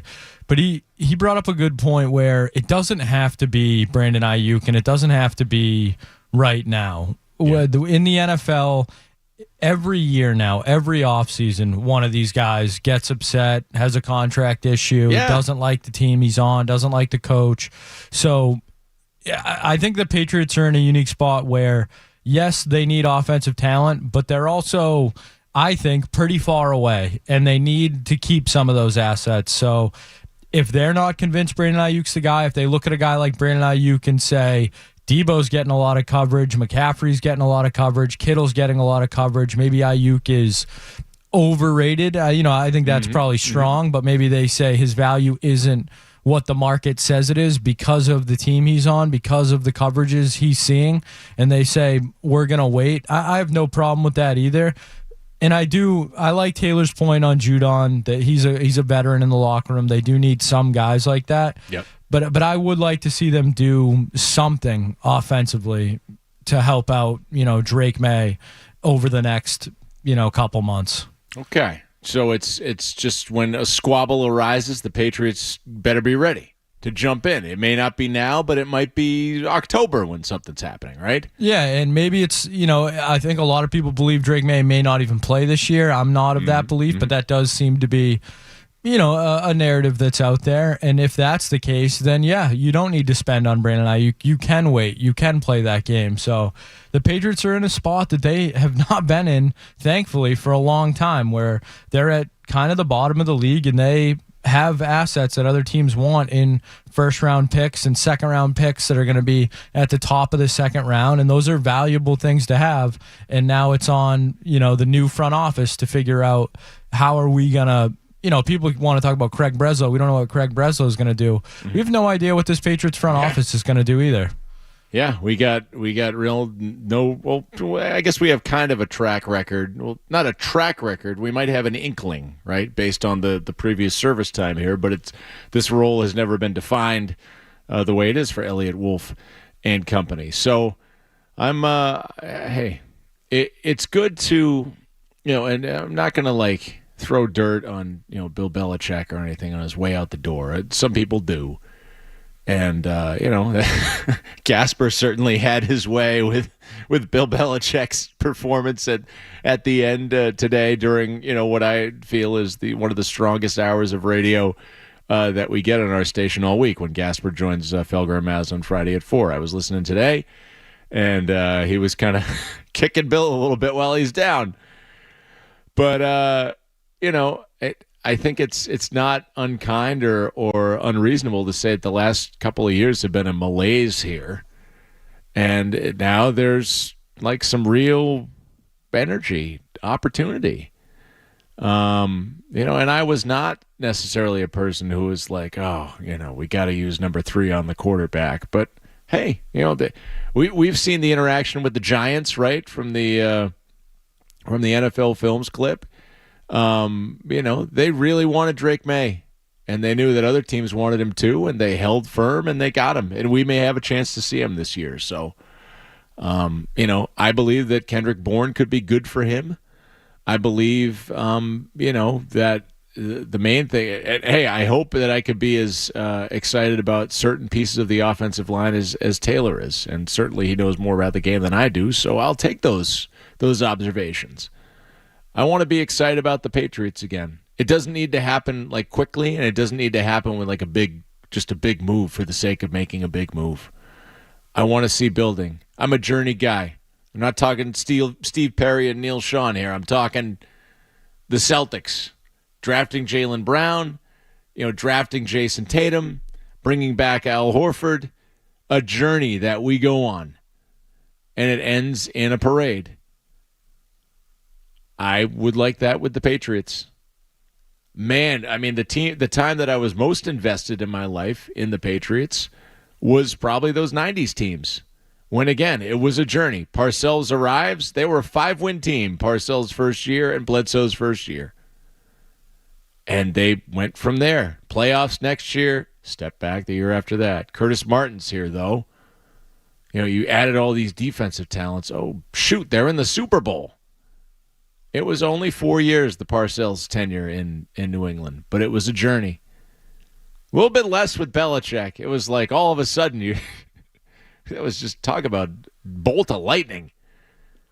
A little bit less of a journey, but, you had your ups and downs over many, many years, or maybe some missed opportunities. There were maybe some times where maybe you got more than you really deserved just because you had Tom Brady. And, we reach this point in Patriots history. It's probably it's certainly bleaker than the Belichick era, at least the high times. It's maybe even a little bit bleaker than when Parcells was here and he, didn't have one foot out the door yet. There's a restoring feeling here. You're getting back to not even normalcy. You're just kind of back in the pack for the first time in a long time since Rod Rust. And it's not a great feeling, but there's some opportunities here. There's some opportunities for excitement. And if you can't see that, even when your team is down, if you can't look for the potential things, well, then you're just going to be miserable all the time. So I'm not bullish on them winning, say, 7 games or more this year. But boy, would I love to be excited and to be surprised. Like the Red Sox. Always love being surprised. In or out next, Sean Sylver here in for Joe. What's it gonna be, McFly? Are you in or out? You're listening to Joe.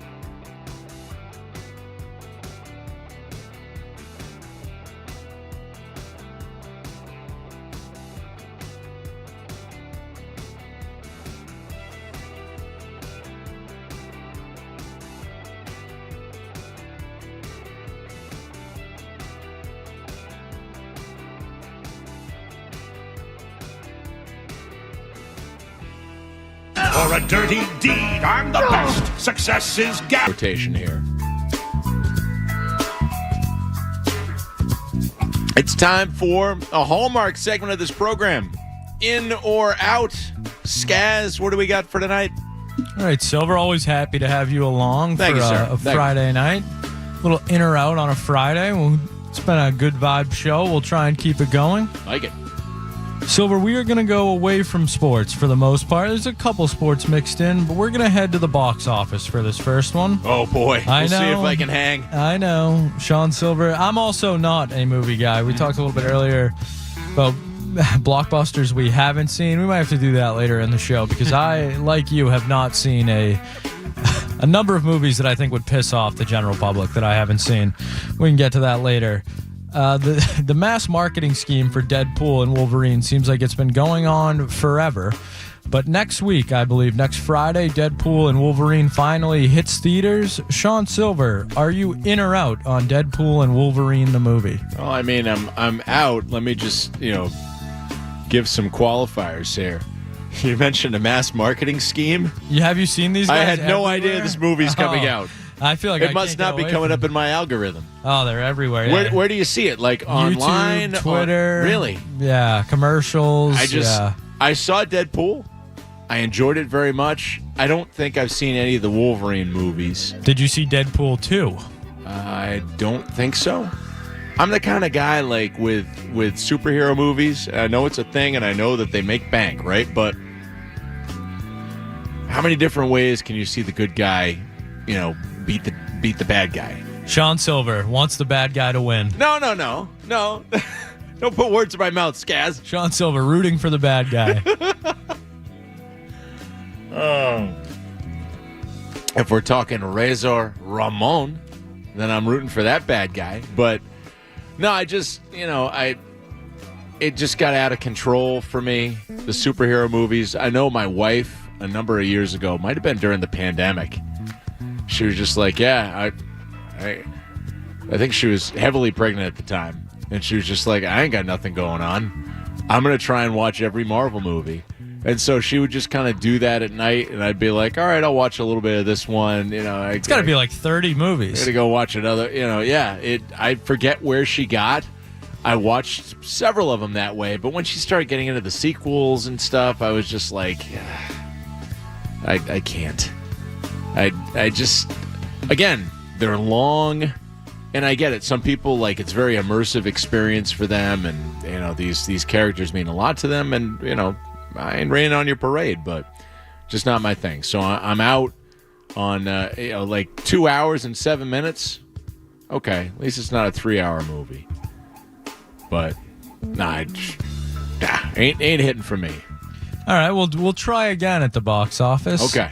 I don't know if you saw the original Twister movie back in the day, but we are getting Twisters, which has come to theaters with Glenn Powell. I have seen this. So, Sean Sylver, are you in or out on Twisters? Well, Twister, which had Helen Hunt in the 90s, was a marketing phenomenon. And, of course, I had to pick up the soundtrack because, you people on the YouTube can see it. I'm rocking my Van Halen shirt tonight. It is from the 5150 tour. It's a vintage thread here. And, of course, the 5150 tour was Van Halen's first with Sammy Hagar. So I'm a supporter of both David Lee Roth and Van Hagar, as it is called. And Van Halen had 2 tracks, not just one, on the Twister soundtrack. And the song was Humans Being. And it was a jam for 13-year-old Sean back in '96. So I went to the theater, saw the movie, took the ride, and you want to bring back a classic disaster movie? I'm here for that. Some reboots I'm here for. Twister, I feel like Twister kind of got forgotten. It was big in '96. Let's bring it back. 28 years later, let's go. My kid went to the movies recently to see Inside Out 2.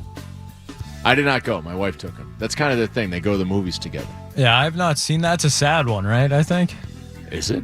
I thought the first one was. I've never seen them, but that was the perception I got, was that it was a rather sad movie. Well, it's about the emotions inside and how they influence our behaviors, except with cartoon characters, portraying, say, anxiety, I guess, is like for number 2, for the second Inside Out movie, anxiety is a character. So, but yeah, no, I probably won't be going to the theater. I'm trying to think, what's the last movie I saw in the theater? Top Gun? I think it was the new Top Gun. So we can couple get years Sean ago. Sylver to the theaters. It just takes a lot.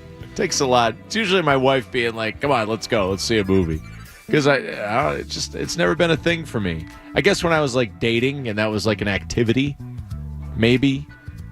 But even like in my biggest going to the movies years, did I go more than like 5 or 6 times in a year? Probably not.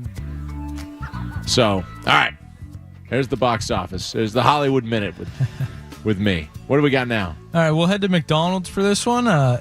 Some international McDonald's locations have started trying out popcorn-flavored Coca-Cola. What? Sean Sylver, are you in or out on popcorn-flavored Coca-Cola? What are you doing? What are they doing to make Coke taste like popcorn? Out! Does that mean it just tastes like butter? Like what is the flavor there? Yeah.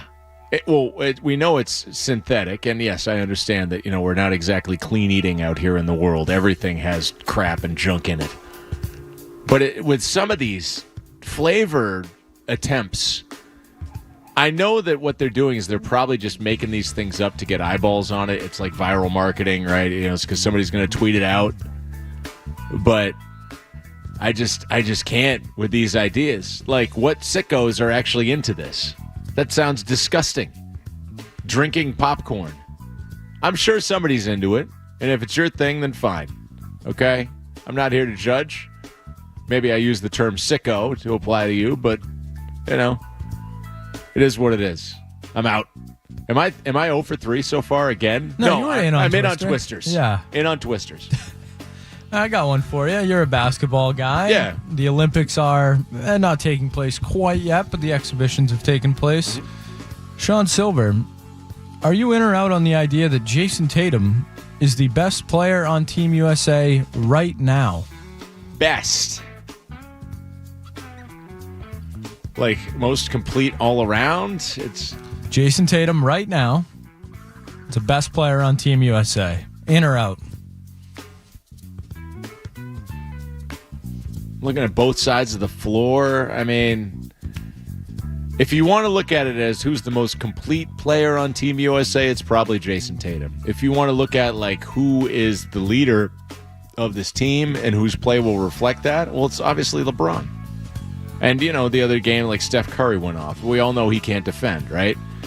I would say that it's between Curry and LeBron when you're talking about, you know, alpha male stuff, and maybe Durant, right? But he can't defend either. When you're talking about just X's and O's basketball, it might be Jason Tatum. But as we found, Jason Tatum's play affects winning in different ways from those other guys, right? And maybe he's not going to be the guy who's going to, you know, take on the Spaniards or France or whoever it is when you need a big bucket.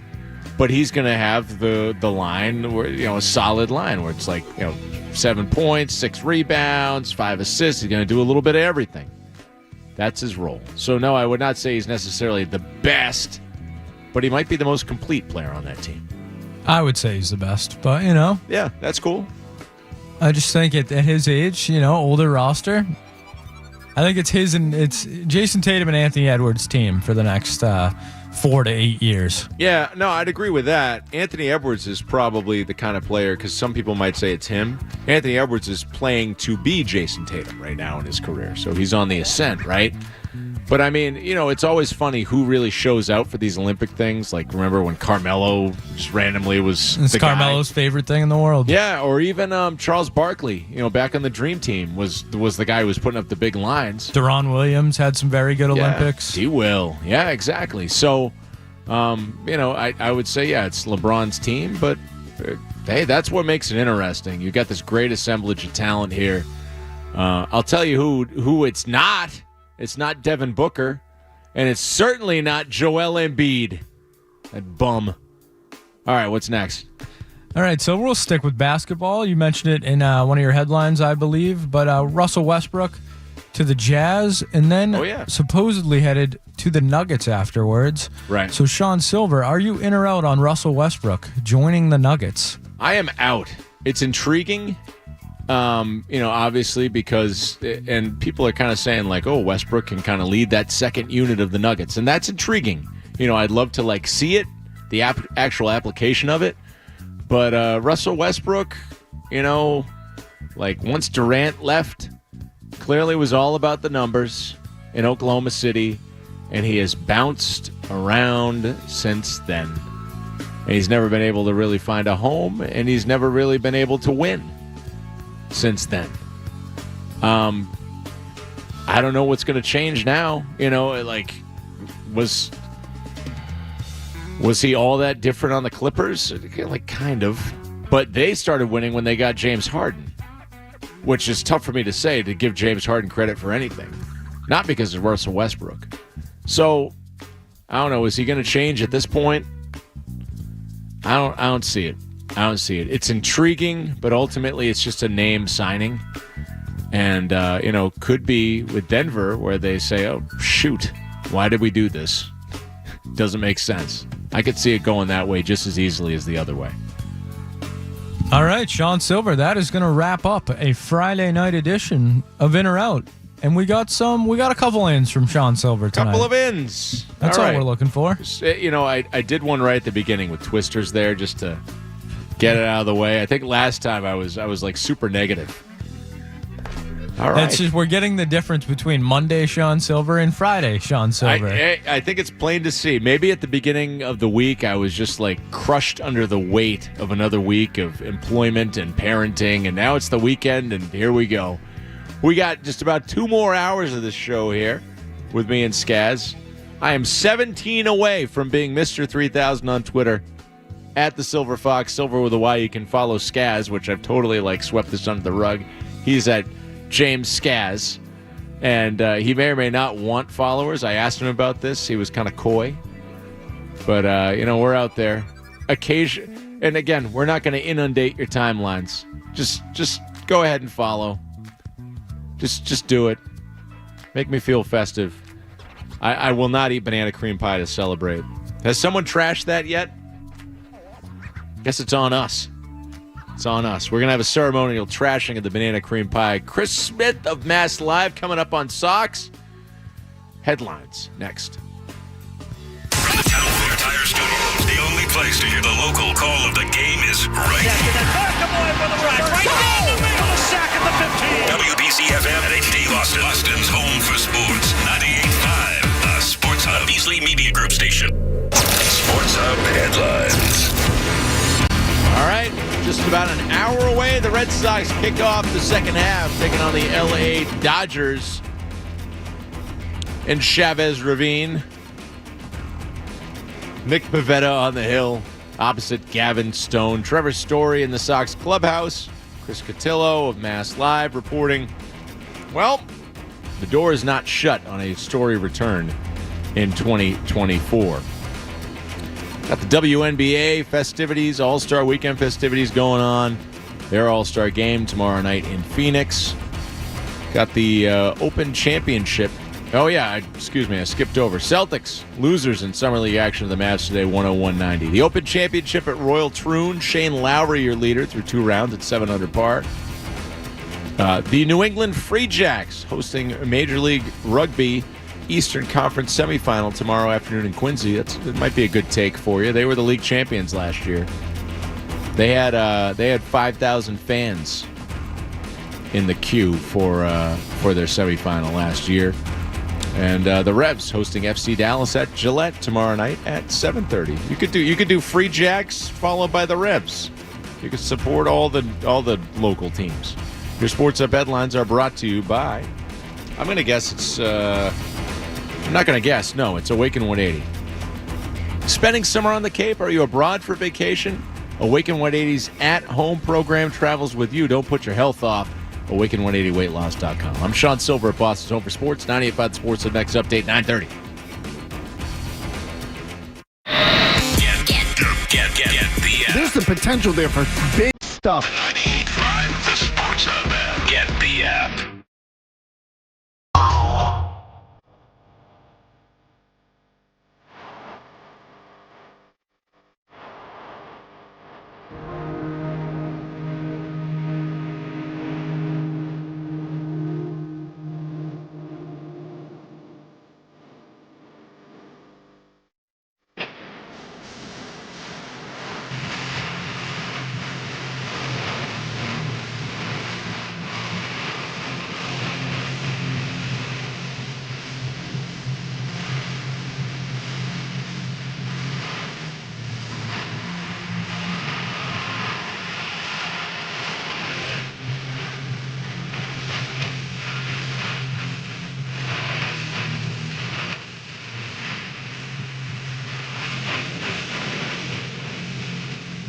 Yeah, 98.5 The Sports Hub.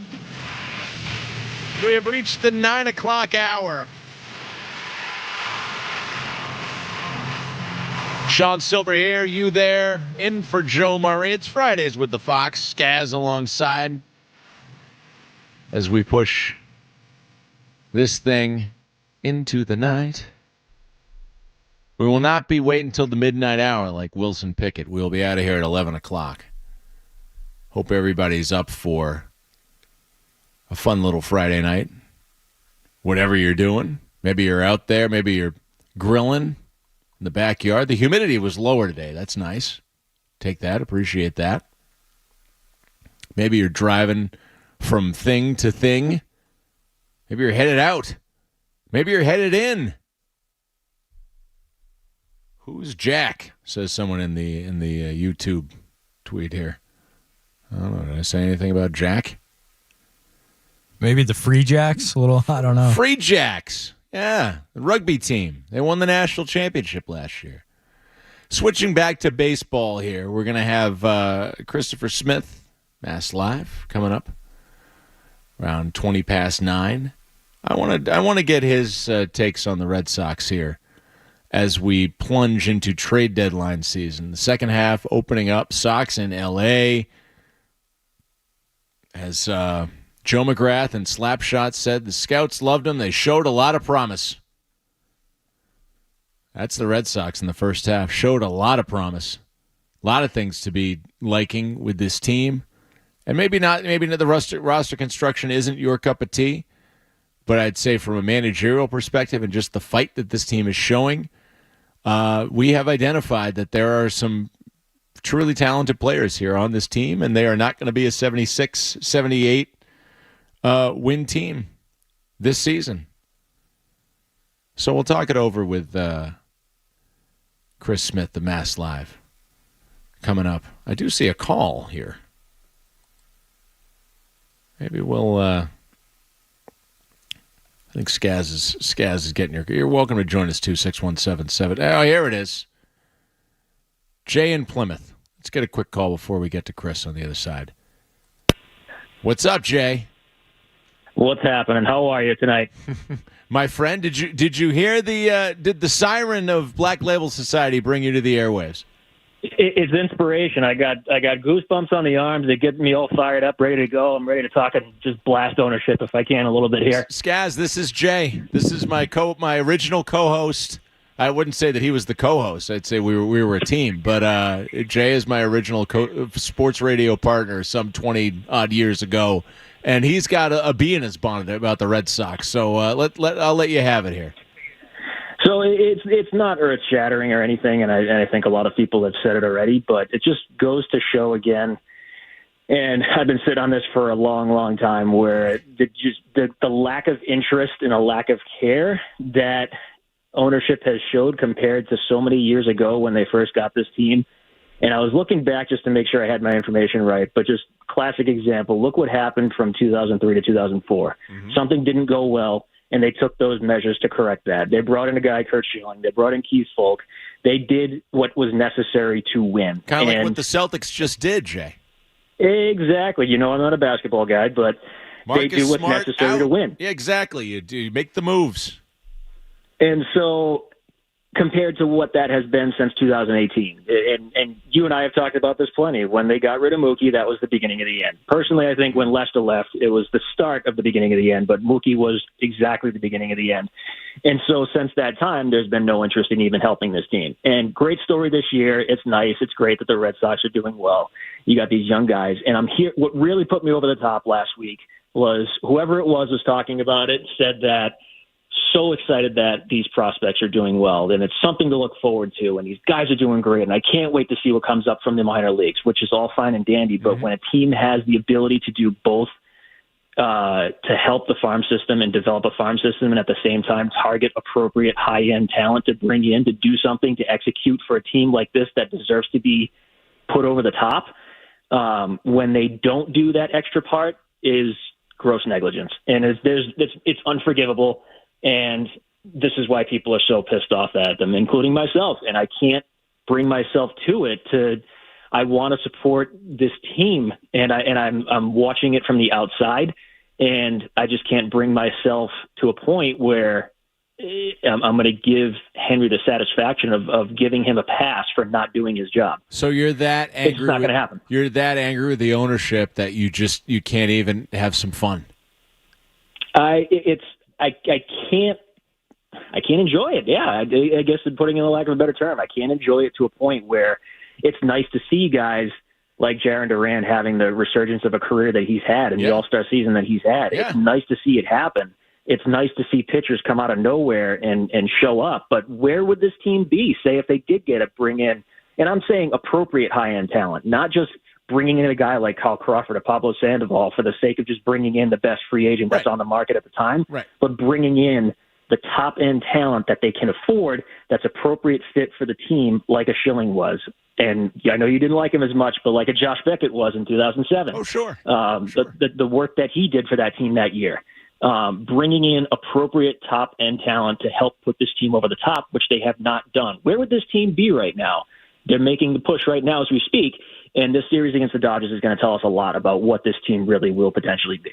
All right. So it's interesting. It's insanely frustrating, and Henry's not going to get my support ever again until he shows something different, which I doubt will ever happen. This deadline I'm skeptical about. He's not going to bring in somebody that's going to really help this team. I wouldn't be surprised if they brought in some guy for the bullpen, help out the team a little bit, but nothing that's going to make it move the dial. Jay, the sun will shine again. Hey, thank you for calling, my friend. Eventually. Can I say one more thing? You got it. Long live the wheelhouse, long live Benny's. My man. All right, that's Jay in Plymouth calling in. Yeah, the wheelhouse and Quincy went out recently, and of course we all lament Benny's, Skaz. But yeah, Jay, it's going to take a lot to bring Jay back. Just hate watching the Red Sox season. I feel like some people are in that vein still because they just can't bring themselves to get back on board. They're just so mad at John Henry. But folks, we have a team this year. What's going to happen at the deadline? We'll talk with Chris Smith about this coming up next. More Joe Murray coming up on the Sports Hub.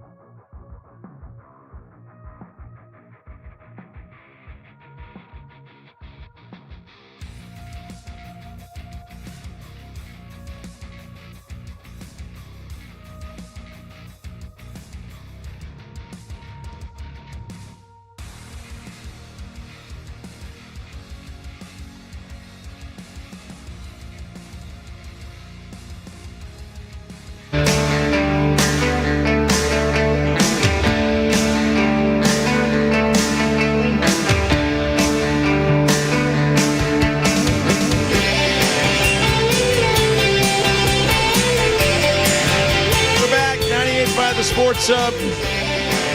Twisting the night away. Sean Sylver in for Joe Murray on a Friday. Skaz alongside. Already had a great guest in Taylor Kyles in the second hour of this program, talking Patriots. And we're about to get into another one. Of course, the Red Sox starting up the second half of the season tonight in L.A. This is a proving ground, and the Dodgers are a little bit banged up, right? But you know, they're a measuring stick team. They're a measuring stick team. And, just by the fact that they spend, by the fact that they've generally been a winning club in the last few years, that National League is definitely a top-heavy place right now with a great big middle class. The American League middle class, a little thinner than maybe people might have expected. Of course, Cleveland having a huge season, and the Red Sox, the cream of the middle of the center of the Oreo here in the American League as we start the second half of the season. Let's talk to Christopher Smith, Mass Live, who I will not tell to go fly a kite.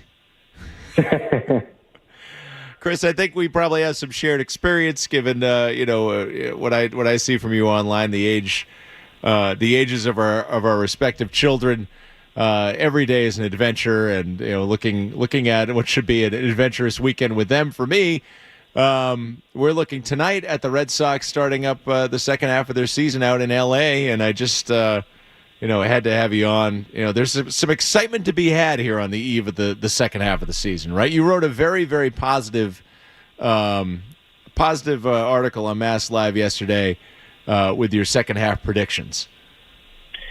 Yeah, I mean, I think there's obviously the way that they played, and they played well against good teams. It started with, Philadelphia, and, they played the Yankees well. They played, they've played good teams, and they've played really well. And so, you look at it, and, the way I see it is that they could be I'm predicting, that's what I wrote in the article, is they'll be the second wild card.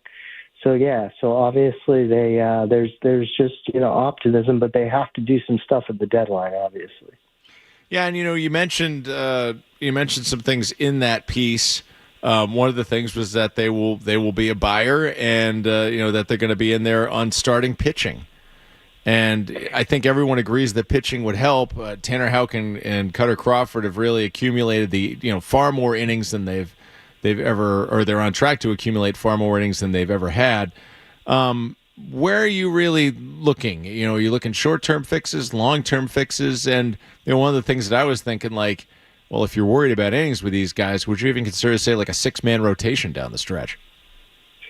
Yeah, that's an interesting point. Obviously, innings are an issue because, you look at it with Tanner Houck, and he's already surpassed his innings total, and he's on pace for 199. I mean, you don't see many pitchers nowadays, starting pitchers, that go over 200 innings, and he's right there.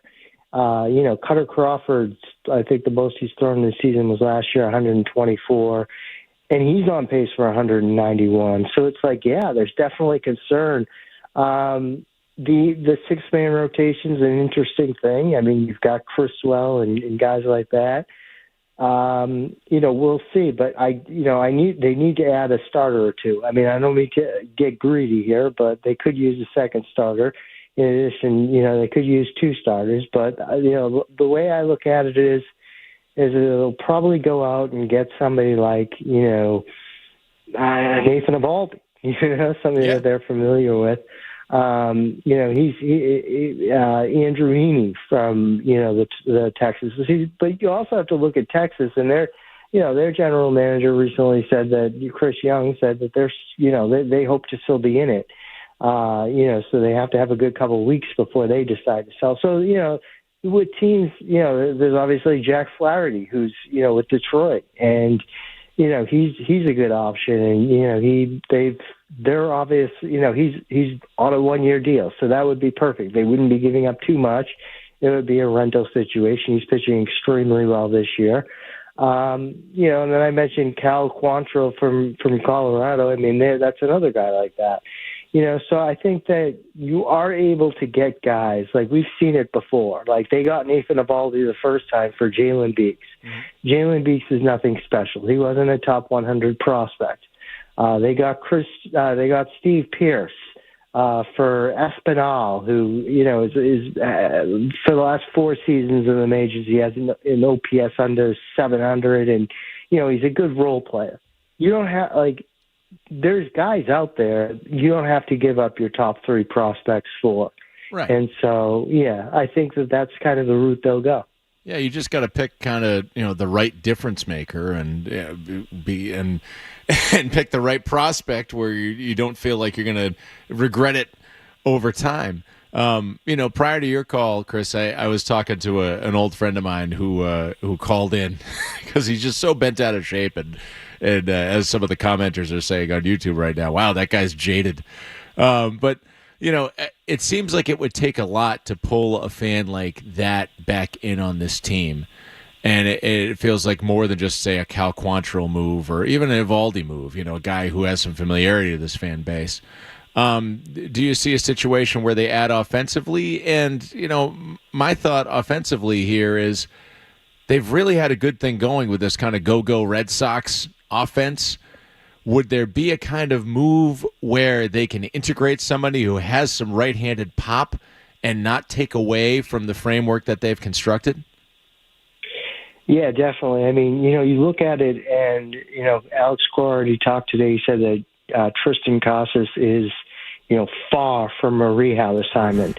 And so, And so you look at it and you have room to add, a right-handed bat at first base and, second base and DH. I mean, Yoshida is, a left-handed guy. And so, there's areas. I mean, look at what, Hein Bloom did in 2021. He went out and got Kyle Schwarber. They needed a left-handed bat at that point. And, he never really played first base, and they just, plugged him in at first base. So, there's different options. Like Taylor Ward comes to mind, like a guy that's with the Angels who's, I think his OPS is around 700 and something, but, he's killing left-handed pitching.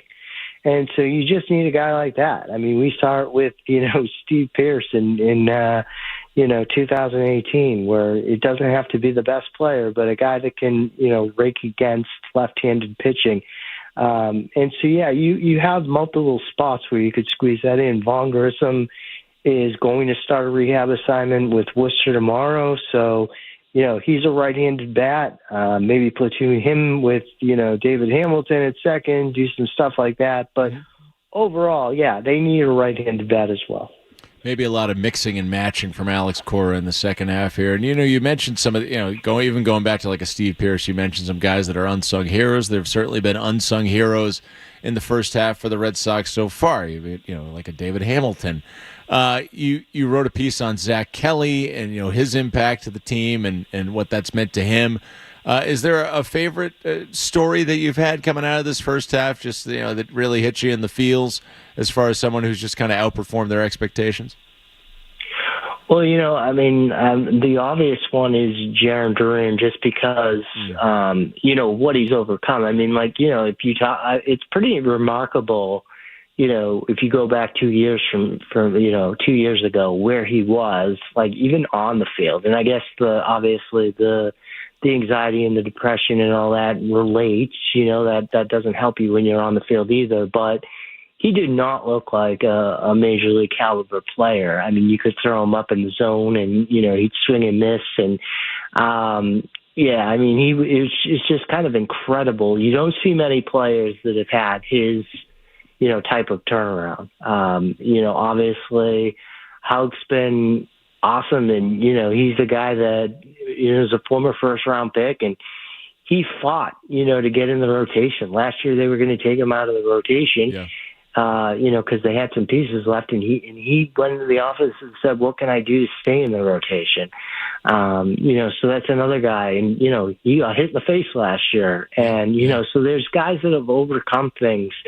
Obviously those two guys that made the All-Star team, Connor Wong's a great story, right? Like, you've got like Kyle Teal in the minors who, there's so much talk about. He's, some people think he actually might be the best of the big three prospects. And, and his defense is incredible and his offense is really good. And then, but you've got, Connor Wong showing that, he could be the starting catcher, for years to come. I mean, the incredible stuff he's done, just kind of eliminating, the leg kick and different things like that, and just becoming a really good, hitter where, you can see it, and he's become he struck out a lot last season. So there's just been so many really good stories. David Hamilton's another one. He struggled throughout the minors even. Yeah. And, he's really, he focused on line drives during the offseason. So I could go on and on about a lot of these guys. Yeah, this is a team you can really get behind, and, that brings that hopefulness that they'll see fit to add something. I mean, obviously it's not convenient, right, when Tristan Casas goes down for the season, even more so than, say, like a Giolito or, somebody coming from the outside. Casas, you were kind of banking on. One thing that we got out of today is that Trevor Story might be eyeing a comeback. What role could he have in this locker room now and going forward, I guess? I mean, he's signed up for a few more years. Yeah, I mean, I think that, in terms of locker room and importance of a guy like that, like he is a type of leader, right? Like he had his camp where he invited everybody down, but you see it in the clubhouse. He's a guy that can be a leader, and you look at him, and I mean, this is just a guy that worked so hard to get back, obviously, and then in LA, I think it was, or was it in Oakland, one of the two. I was on that first road trip. I have no idea. I think it was in Oakland, but yeah, West Coast trip. Yes, it was a fun West Coast trip. Well, I'm not on this one. Cotillo took this one because I took the 10-gamer to begin the season. But yeah, I mean, he hopes he's been working out in California. He hopes that maybe he can be back towards the end of the season in October. I don't think that was ever a thought until today when he was asked about it. Like I didn't even think that was in consideration. But he was asked if he could get back in time for the postseason, and he said possibly. So, we'll see. I mean, I've heard, there's been a bunch of athletes that have said possibly, and it just doesn't happen, right? So, right. I mean, so we'll see. There's a lot that has to go right for that to happen. I'll get you one more, kind of off topic of Red Sox, but Hall of Fame weekend. We're on the doorstep of that. Any recollections or anecdotes or just anything that you're feeling about some of the inductees this year? Of course, Adrian Beltre, Todd Helton, Joe Mauer, and I actually born on the same day in the same year. He's a fellow April 19th baby. And Jim Leland going in, and of course the Ford Fricker Award going to Joe Castiglione. Yeah, so with Joe, it's funny. When I was in college at Syracuse, I had to drive down to the Baseball Hall of Fame and do a project where I looked at a bunch of stuff that Wendell Smith, who was a famous baseball writer back in the day, he covered Jackie Robinson. And, I had to look through a bunch of his articles in the archives in the library. Who pops up right next to me is Joe Castiglione. I'm like, wow, Joe, you're Joe Castiglione. I'm like, I listened to you my entire childhood growing up. And so that was like the first time I ever met him. And it was just, he's a guy that I guess apparently, he went to Colgate. He actually did a graduate year at Syracuse. And, he's a guy that pops into that Baseball Hall of Fame quite frequently, or I don't know, quite frequently, but, he goes to the library and he reads through some stuff, and so that's cool. Adrian Beltre, I remember doing a story on him when he was with the Red Sox back in the day. And the funny thing about him is that, he doesn't wear a cup, or he didn't wear a cup. Right. Oh, gosh. I remember that story. Yeah, I wrote a whole story about it. And then when, about him, not wearing the cup and all that, and just kind of the craziness of like his toughness. I mean, he took out Jacoby Ellsbury and everything, and took out somebody else. I remember, interesting here. Actually, if you look at that year and going back to it in 2010, and then the offseason they had in 2011, where they went and got Adrian Gonzalez and Kyle Crawford. Adrian Beltre should have been the guy that they re-signed, right? And they let him walk. But it's an interesting class. Joe Mauer actually did a Q&A with me back in the day when I wasn't, back in the day when I worked with the Eagles Tribune. So some good guys. I actually got to vote for the Hall of Fame. It was my second year, and I voted for all those guys. So, it should be fun. Nice. Well, hey, that's cool that you're a part of that process. So can I ask you, are you a big hall or a small hall guy? So, I always thought I would be a small hall guy. I started voting and I started getting opinions of certain people. And a guy like Bobby Abreu, right? I asked some people about him. He has Hall of Fame type numbers. Yeah. But he's not like a guy that you would look at and be like, oh, Bobby Abreu is a Hall of Famer, right? And so just off the top of your head. And so, I've talked to some people. Actually, Chad Jennings of the Athletic made, a good point to me back last year when I was talking to people about this. He was just like, you know what? Vote for Bobby Abreu. And, if there's 75 people that agree with you, then, there's 75 people who agree with you, Yep. So I actually have been a guy that's voted for a lot more than I've been a guy that's voted for a lot more than 3 or 4 guys on the ballot that you would say, I think I voted for 10 this year. And so, more than 3 or 4 guys on the ballot that you would just say, wow, that guy's a Hall of Famer without even having to check out his stats. Nice. Well, I always love, quote unquote, remembering those guys. And I feel like if I was in the same position too, I'd just be like, "Oh man, that guy was really good." Chris, I appreciate you taking a little extra time. I threw in a couple there at the end, but it's always great to have your perspective. Enjoy talking to you about the game. Christopher Smith, Mass Live. You can follow him at Smitty on MLB. Hey, welcome to the second half. Hope you have a good weekend. Thanks for having me. Thank you. All right, you can check out Christopher Smith, Mass Live. He had 9 predictions for the second half, and we hit on a few of those there. Going to be buyers, going to be getting some starting pitching. Masataka Yoshida hitting 300 for the second half was one prediction. You know what? I could see that happening. Professional hitter. But the Sox, I'm feeling good about it.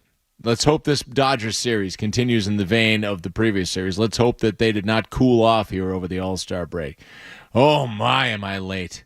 Let's get some headlines, and we'll be right back. We got the Foxhole coming up here on 98.5 The Sports Hub.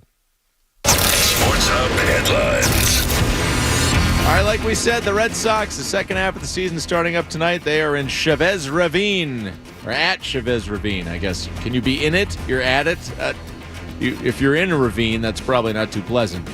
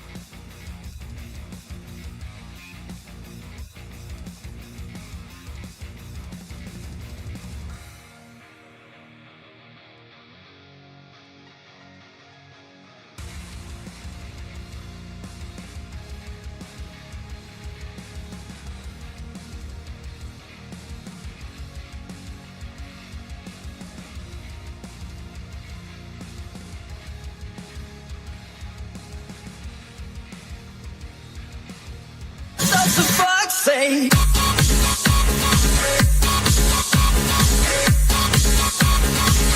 What the fuck say?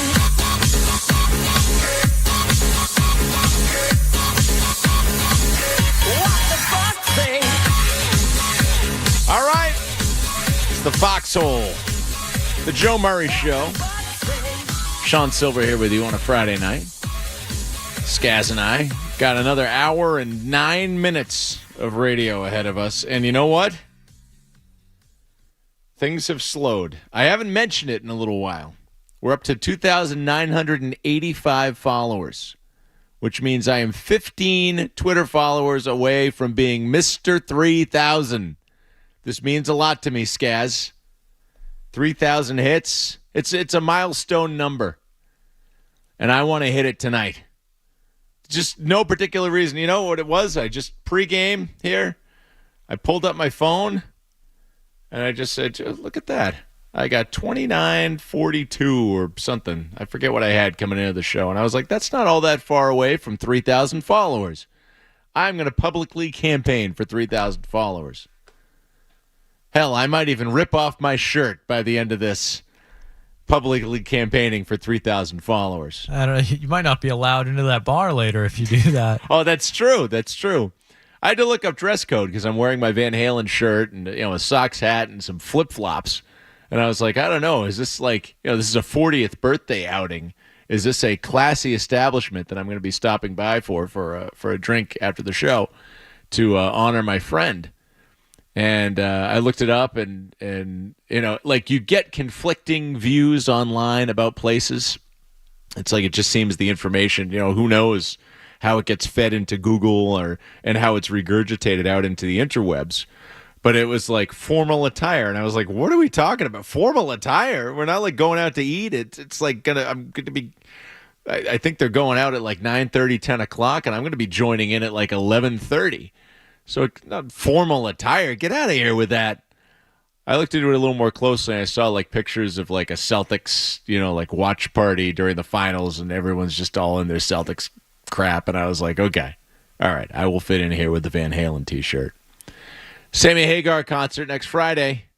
Very excited. Very excited. You a concert guy, Skaz?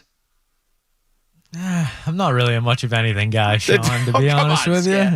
You're a soccer guy. Yeah, I mean, yeah. I like, I'm a big sit on my couch and watch it on TV guy. The crowd's not my favorite thing in the world, but if it's not like, you might laugh at this, but Bob Dylan is touring this summer with. I wouldn't laugh at that at all. With I think like Willie Nelson and a couple other people. And wow. I not like the world's biggest Bob Dylan fan, but I think it would be cool to say I got to see Bob Dylan. So I've looked at that. That might be something I do this summer. Go see Bob Dylan with my dad. But yeah. No concerts really screaming for me to attend right now, I'd say. Okay, and I feel you. I mean, and this is the only one that I'm really going to as of right now this summer, just the way that things shook out. I'd never really looked into the concert schedule all that much, and my cousins were like, yeah, let's go to this. So I'm going to that, and I'm very much looking forward to it. Now, where is it? Let me ask. It's in Mansfield. Okay, so that's it's easy for me. I was going to say I live 15 minutes from there. You probably live close to that. 20, 25, yeah. Piece of cake. So, I got that going for me, which is nice. Interesting with Dylan, and just kind of the mentality. It's like, hey, you got to see some of these guys, these staples of classic rock or oldies radio or whatever, because they're getting done. One of the things I wanted to see was Mark Knopfler of Dire Straits. And I think the last year he toured was 2019, and for whatever reason, it just never worked out. I was never around the weekend that he would come to Boston. And then I was like, man, I wonder, did Mark Knopfler, he's got to be 75 or something now. He can't be going around again. And I read he was retired from touring. And I was like, crap, I missed it. I'm never going to see Mark Knopfler. Yeah, and going to see Dylan, it's not like I would say Bob Dylan wasn't a great singer when he was young, so it's not like I'm not, I feel perfectly fine that he's not going to disappoint me or anything like that. Right. You're there for the moment more than you are for the pipes. For the performance. Yeah. Pipes, exactly. Yeah, when it comes to pipes, Joe Murray's got the pipes. He provides that live entertainment. Joe Murray and Jeremy Conley got the pipes around here. Jeremy Conley's pipes. Don't get me going. I might have to shower off or something. But I did want to talk a little bit about music. I saw a tweet from Mike Giardi earlier this week. I gotta pull it up again. There it is. And it just kind of stuck in my craw. And it goes, Patriots fans, do you like the team's TD song by Bon Jovi? And it was a poll. Yes, 28%. No, 44%. Hell no, 28%. That means that wait a minute, let me do my math right. 72% of respondents out of 1,370 votes do not like the Patriots touchdown song. This is our house. Now we all know that, they get to the we don't get the blaring horns. Bon Jovi wrote this specifically for Bill, right? I had heard that. Oh, I am not deep into the lore on This Is Our House, but that would be news to me. I mean, this came around like when? Like 2011, I want to say? Yeah, 2011 looks... you look, Dad, you are a historian of This Is Our House. I'm just trying to think, like, when in my life did I realize that this was the song? This is the part right here. Yeah. Come on. Who's ready for this? We don't hear this that much anymore. Maybe with Drake May we will. I find this fine. Okay? Like, there's a lot worse that you could hear in a celebration song at a sporting event. And of course, the part that we really hear is the whoa. I'm okay with that. It's garbage, but it's fine. I'm not going to hate on the Jovi.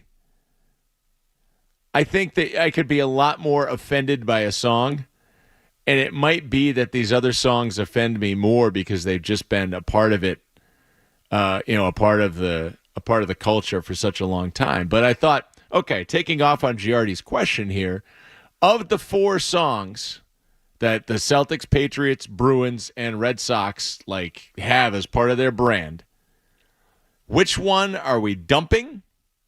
And which one are we declaring is probably the best or most appropriate? So I would say neither with This Is Our House. I would say it's inoffensive to me. It actually kind of brings back memories when the Patriots used to score touchdowns. And, I wouldn't say it's necessarily the best, but, we can talk about that, Skaz. But out of the 4, let's first start with the best, because the worst is probably going to be more fun to argue about. What is the best celebratory song? Is it You Should Be Dancing or whatever it is by the Bee Gees? We hear that every time the Celtics win right here on the 98.5 The Sports Hub Celtics Radio Network. You and me, buddy, back in the day doing Celtics games. We had some good times. Absolutely.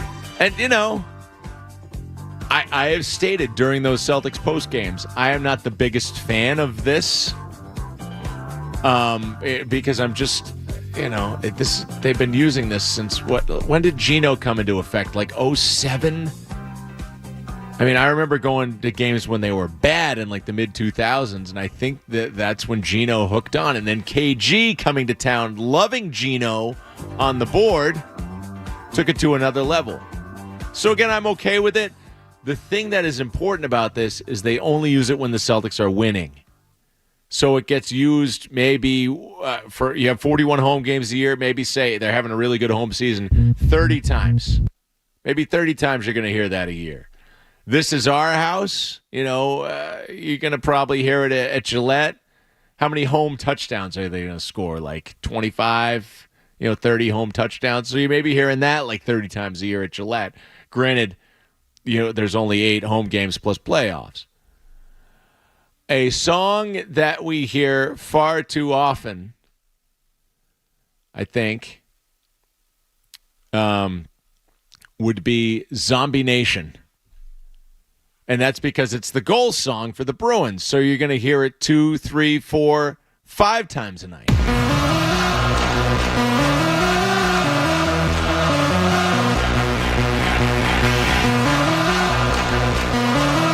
Let's be real here. This is schlock. This is 1990s techno. Now, Zombie Nation is the band, or the group, musical group.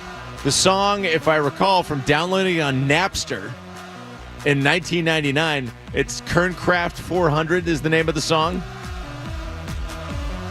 The Bruins have 1990s techno as their goal song.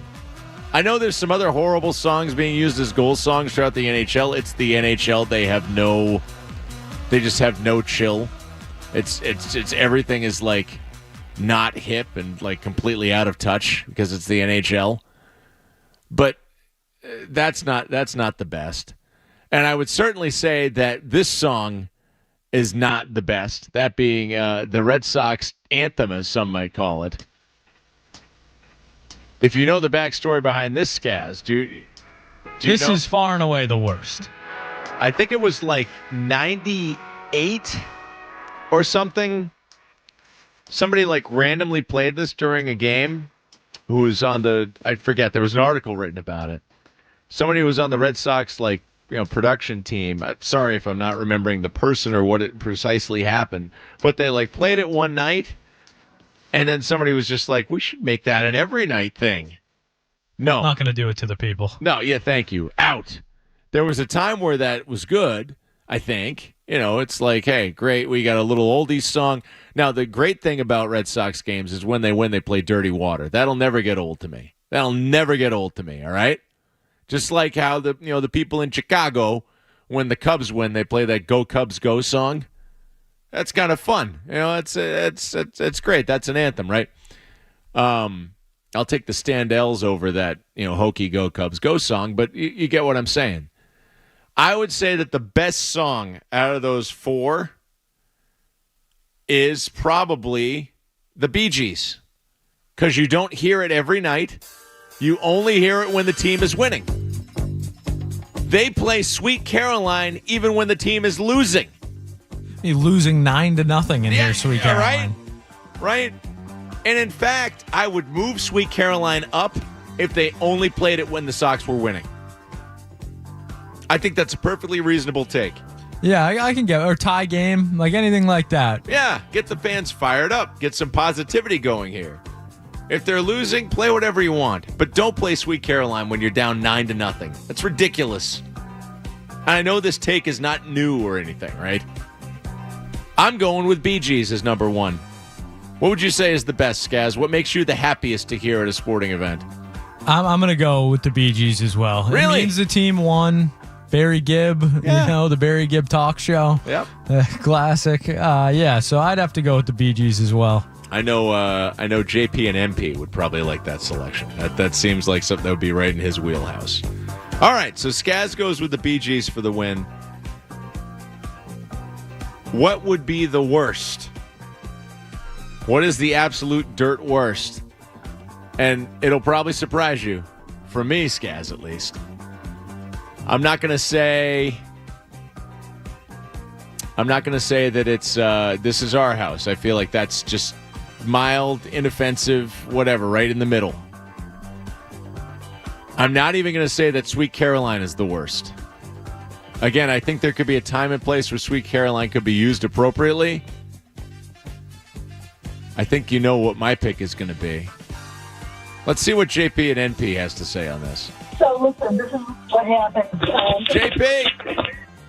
Sylver, I had to call in quick, Sylver. I don't even have a take.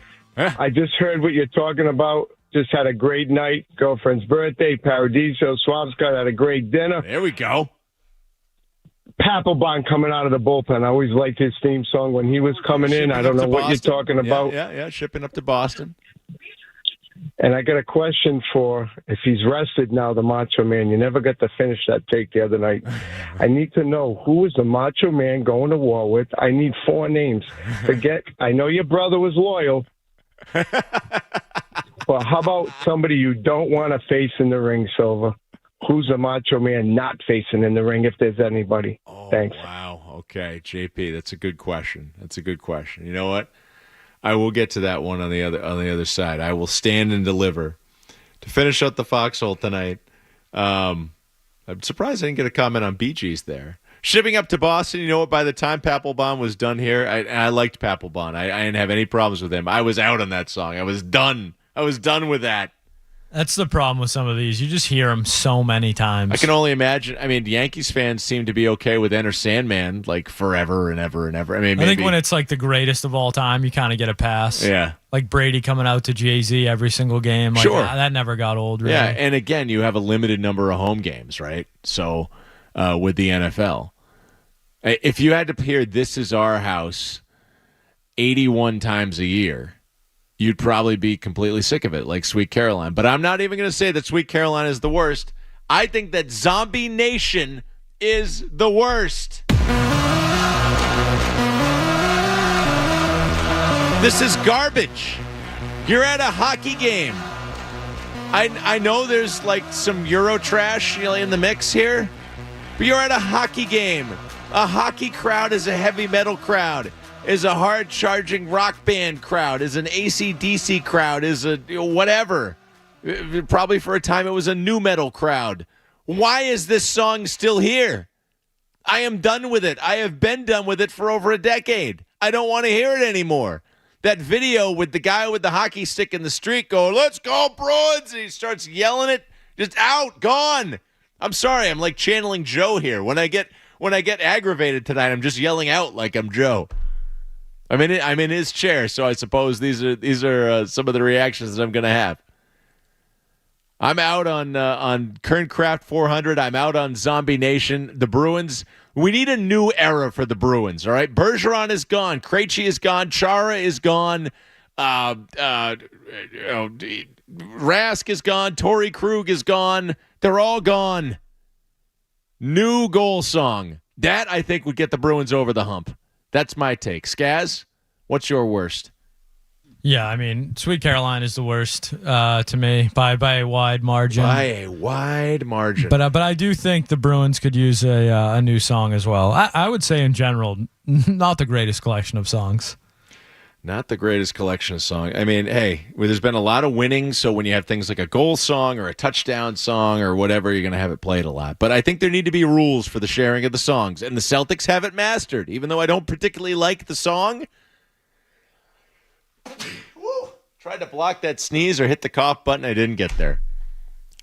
That's all I got to say. The Celtics have it right. Everybody else has it wrong. Well, no, This Is Our House is fine. Anyways, just wanted to riff on that for a little bit because it's a Friday night. Now it's after 10. Okay. We need to do an hourly. We need to take a break. We need to do headlines, and I will get back on this horse. Sean Sylver here on the Sports Hub. You're listening to Joe Murray on 98.5. You're listening to Joe Murray on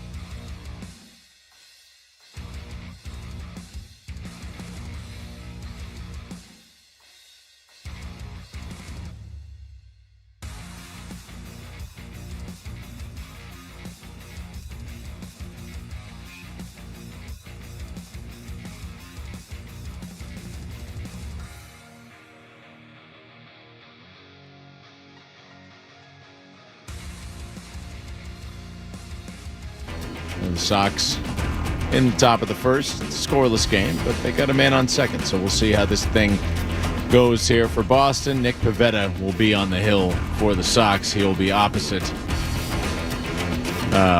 Gavin Stone. Let's see. Elsewhere, Trevor Story not ruling out a return to the team in 2024. That was reported by Chris Cotillo of Mass Live today. The New England Free Jacks hosting the Major League Rugby Eastern Conference semis tomorrow in Quincy, if you want to check that out. The Open Championship at Royal Troon. Shane Lowry is 7 under through 2 rounds of play. And the Revs, you want to check that one out. They're at Gillette tomorrow night, 7:30, hosting FC Dallas in Foxborough. The Sports Up Headlines brought to you by Safety Insurance, providing comprehensive coverage for auto, home, and business. Ask your independent agent about safety. I'm Sean Sylver, Boston Over Sports, 98.5 The Sports Up. Next update, 10:30. Listen to it, laugh at it, get mad at it, agree with it, argue about it. It is Boston Sports. Boston Sports. And it is all we do. 98.5 The Sports Hub. At the Silver Fox, Silver with a Y. My all-night appeal here to the listenership. Give me a follow.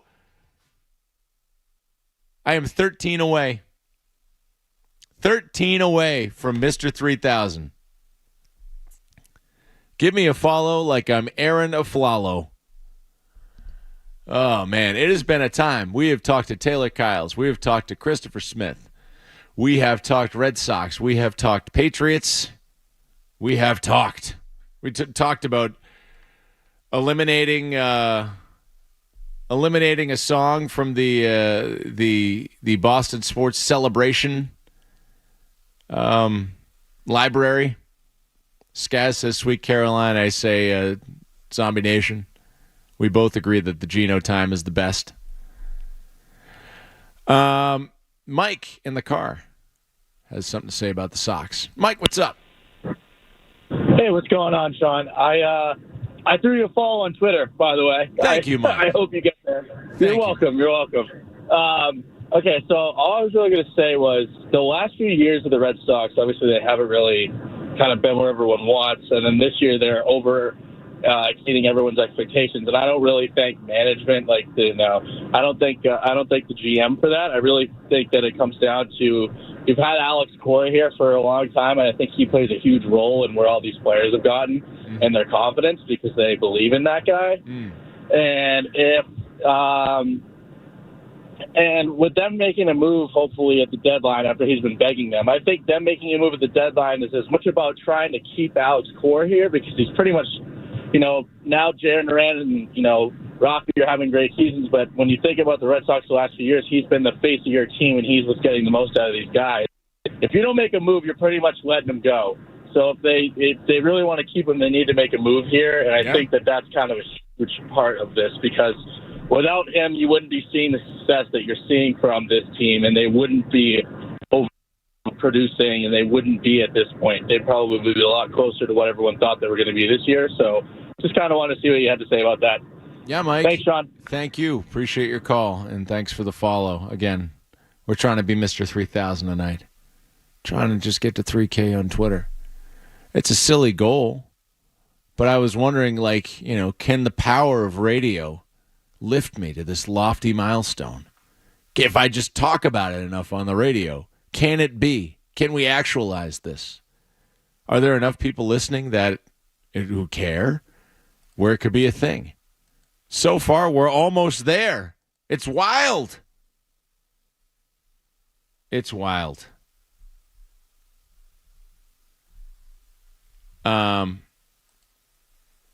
checking out the YouTube here. But yeah, we're trying to get to Mr. 3000. As far as the topic that we just had there, a nice call from Mike. Gotta love Alex Cora right now, and I get it. There's probably more than meets the eye to that relationship there. Obviously, Alex Cora has presided over 278 win teams the last couple of years, but really, what more could you ask? He also was touched by scandal and was removed from the role for a year. But on the whole, I mean, in terms of players' trust in him, being a good players manager, getting results when you're not necessarily supposed to. Alex Cora is a World Series winner, which puts him in rarefied air. And, he's got to be one of the best, if not the second best manager the Red Sox have had since World War II. It's Francona and take your pick. Is it Dick Williams for 67? He didn't spend too long here. Is it, Morgan Magic with Joe Morgan? Is it Jimmy Williams, who won Manager of the Year in 1999? Is it John Farrell, who won a championship? He's the only other Red Sox manager since 1918, along with Francona and Cora, to win a title. And I think with a lot of those, you're looking at guys who got canned like kind of right after they experienced success, because there might have been some infighting in Dick Williams' case. He was not one to go gently into that good night. But Alex Cora is just going to leave. That doesn't happen all that much when you have a successful team. And a guy who's in the running for Manager of the Year, just to leave. So I kind of feel like he's already gone. I don't think that this trade deadline can necessarily do a whole lot of stuff to retain Cora, unless they went all the way. But what I do see is, okay, if Cora goes, that's going to be a blow to this team mentally. You've seen guys who struggled, who've turned it around, and Chris Smith listed a bunch of them, who've turned it around this year and now look like not only major league players, but guys who are going to be a part of a winning team in the future. We're thinking big about some of these guys. And if you don't invest, if you lose your manager, that's going to hurt. If you don't invest in the team in some way, that's also going to hurt. Far beyond just losing Alex Cora, but for the morale of your current club. Just to show that every year you go into the deadline and you do Julio Urias or whatever. To not do that for this year's club is just like, hey guys, thanks for the effort. Keep doing it. Keep doing it. I can't really do anything to help. My hands are tied. Sorry. I don't think anybody wants that it would drive fans away too. I think fans are ready to buy in. Maybe not Jay in Plymouth, but that's okay. Some fans are just going to be, a particular way because they've been turned off. But let's remember, the Red Sox weren't always, again, in the Yawkey Trust era, prior to this ownership regime, they were not always a top 10 spender, much less a top 5 spender in MLB. We've gotten comfortable with the Sox flashing dollars. And I'm okay with them not spending just to spend. Like we mentioned Pablo Sandoval and Hanley Ramirez earlier in this program. I'm okay with them trying to spend it wisely. Part of that is how you develop a great farm system, is by making wise decisions and not just spending assets or spending money willy-nilly.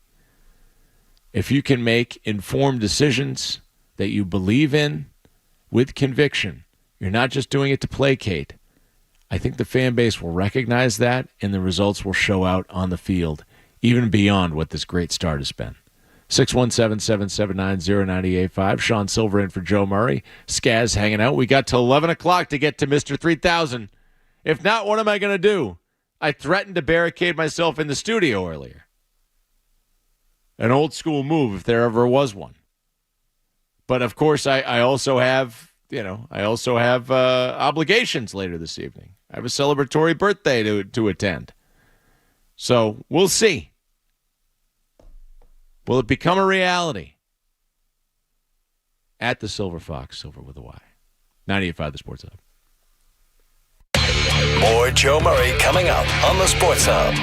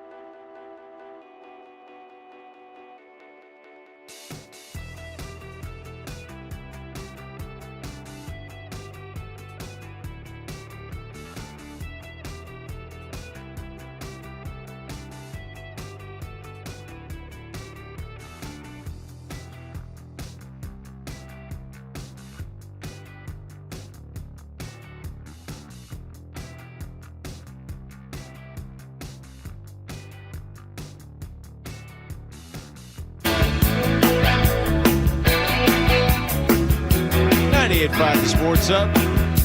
Sylver here. You there? Oh, Skaz is trying to bring on the celebration. We're up to 2,994. We are 6 away from my Bernie Mac moment. Oh, man. In for Joe Murray tonight on a Friday night. We've had some fun so far.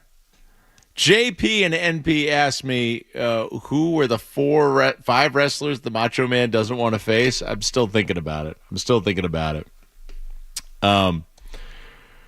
One thing I wanted to hit on is this ESPN Top 100 list. Skaz, I'm sure you saw it. They rolled it out gradually across the week here. And I got some issues. And I don't think it's even like geographical bias here. No, I got some issues as well. I think Brady should be number 1. I don't think he should be 1, but I think he should be higher than he is. I think he should certainly be in front of LeBron. Mm-hmm. LeBron isn't even the best player in his sport, and Brady is unequivocally the best player in his sport. Yeah, I mean, LeBron is gonna. He's going to be the all-time leading scorer when all is said. All these different things about LeBron. But I agree. And I think what you're getting at there is that Brady is the greatest and that ESPN just tells us that LeBron is great. Yeah, and I'm not like a hardcore LeBron hater. Neither am I.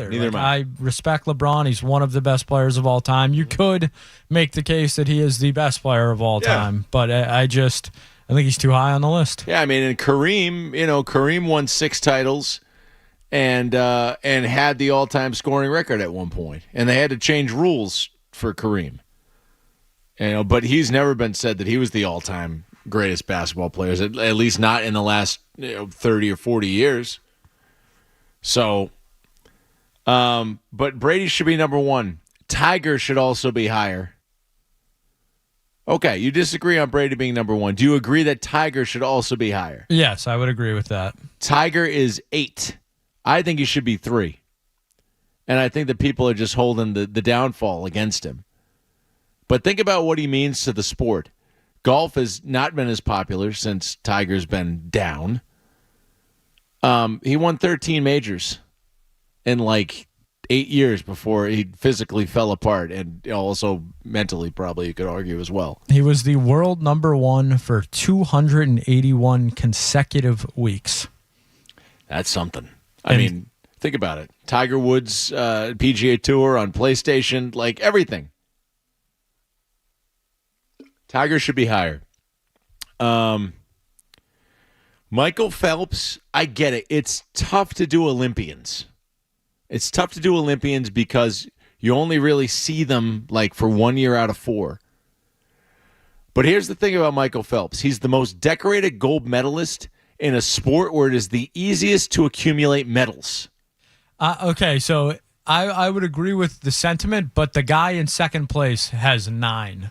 And Michael Phelps has 23. Really? Yes. Mark Spitz has 9 gold medals. The guy in second place. There are women. Well, yes. There are women who have a lot more. We're talking about men's swimming. Mark Spitz has the second most Olympic gold medals. He has 9. Michael Phelps has 23. Is Phelps 1 for you? No. Messi is 1, and I don't think it's particularly close. Wow. I have Messi pushed down. See, soccer's international. Mm-hmm. Football, North American sport. I would say the NBA is more of a global sport, but Lionel Messi has won internationally for his country. He's won in Spain. He's won in France. Well, so is LeBron. He's won internationally for his country. He's won in Miami. He's won in Los Angeles. The pool of soccer players in the world is greater than that of any other sport. And I would say that's by a significant margin as well. The rest of the world is not playing football. Mm-hmm. That's why I think Serena, the tennis players, deserve, their spots are earned. This is a global sport. You could say tennis is even more of a wealthier sport. Soccer is not. The entire world plays soccer, and Messi is the greatest to ever play that sport. I think he's won. I take and accept that perspective. I do think there's a bit of overkill of having 4 tennis players in the top 12. That does seem strong. I can agree with that. I get that those 3, and Federer, Djokovic, and Nadal, won all the titles, and they're in the all-time list. But they're also in an era where the racket technology is different, the conditioning is different. Players just play longer, and there was really nobody else other than those 3 guys for 20-something years. I don't know how it wound up that way. But I think as a triumvirate, they all can go down a little bit. I think Serena's spot is deserved at 2. Here's what I was going to say. As I was at my top 5 was going to be Brady, Serena, Tiger, LeBron, Phelps. I have a problem throwing Olympians. They're great athletes. Bolt's the greatest runner, but I think that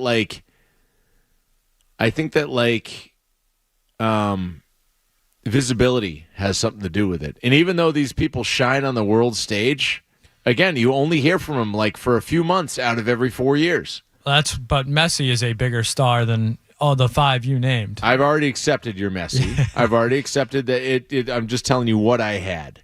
Yeah, and I think the thing with Usain Bolt is being the fastest guy ever. That's cool. That's pretty cool. It's very cool. I think Simone Biles' spot is probably deserved as well.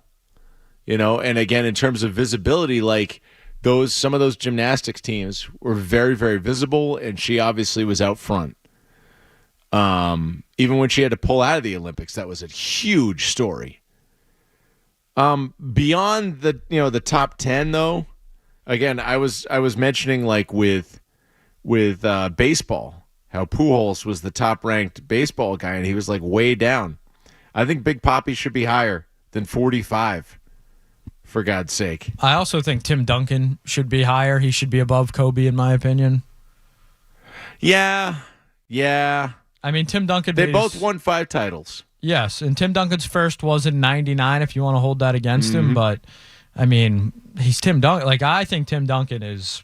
right up there with the basketball greats. I think he should be right next to Kobe or right above him. I think there's an argument. Where you put them in the top 10 all time. I think there's definitely an argument between those guys. But that's just a little riff on this. I think Aaron Donald is ridiculous at 20.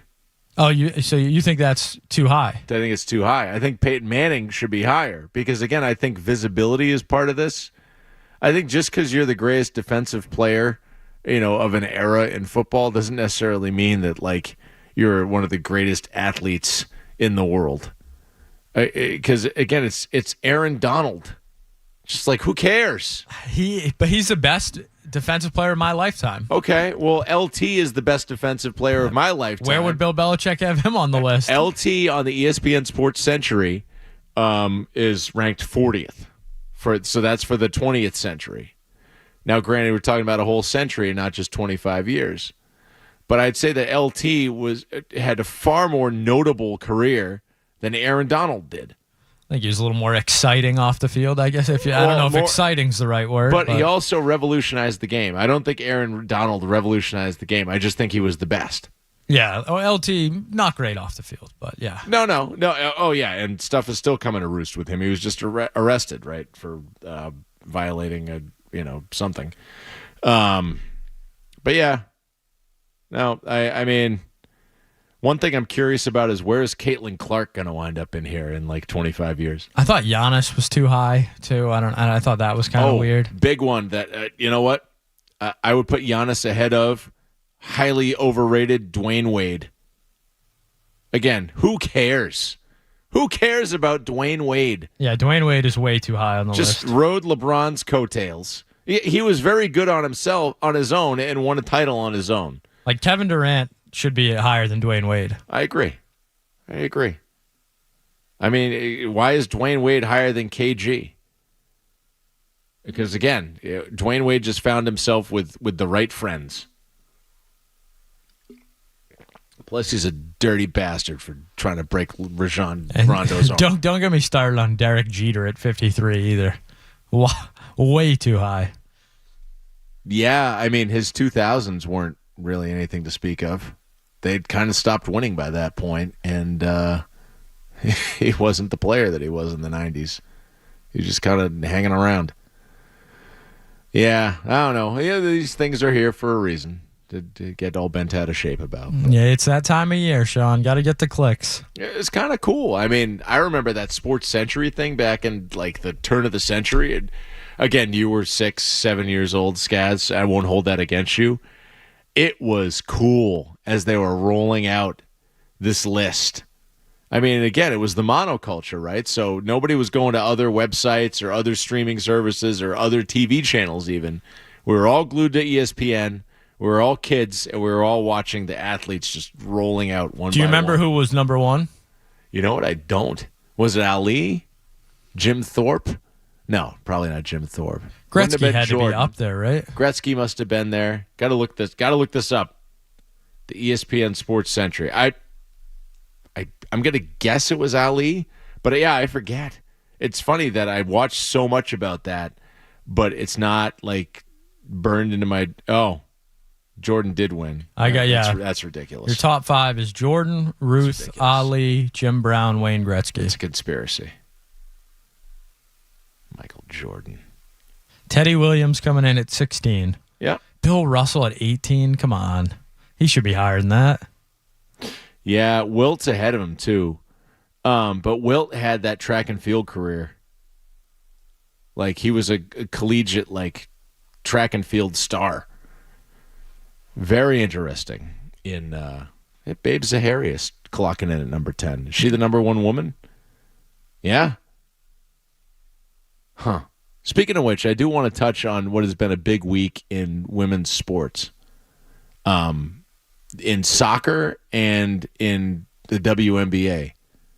Like, holy cow. It's just some crazy stuff happening. Very good stuff.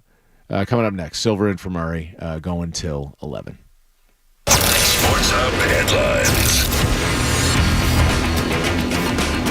All right, the Boston Red Sox opening up their second half of the season in Los Angeles, taking on the Dodgers, not the Angels of Anaheim or anything like that. It is Sox-Dodgers from the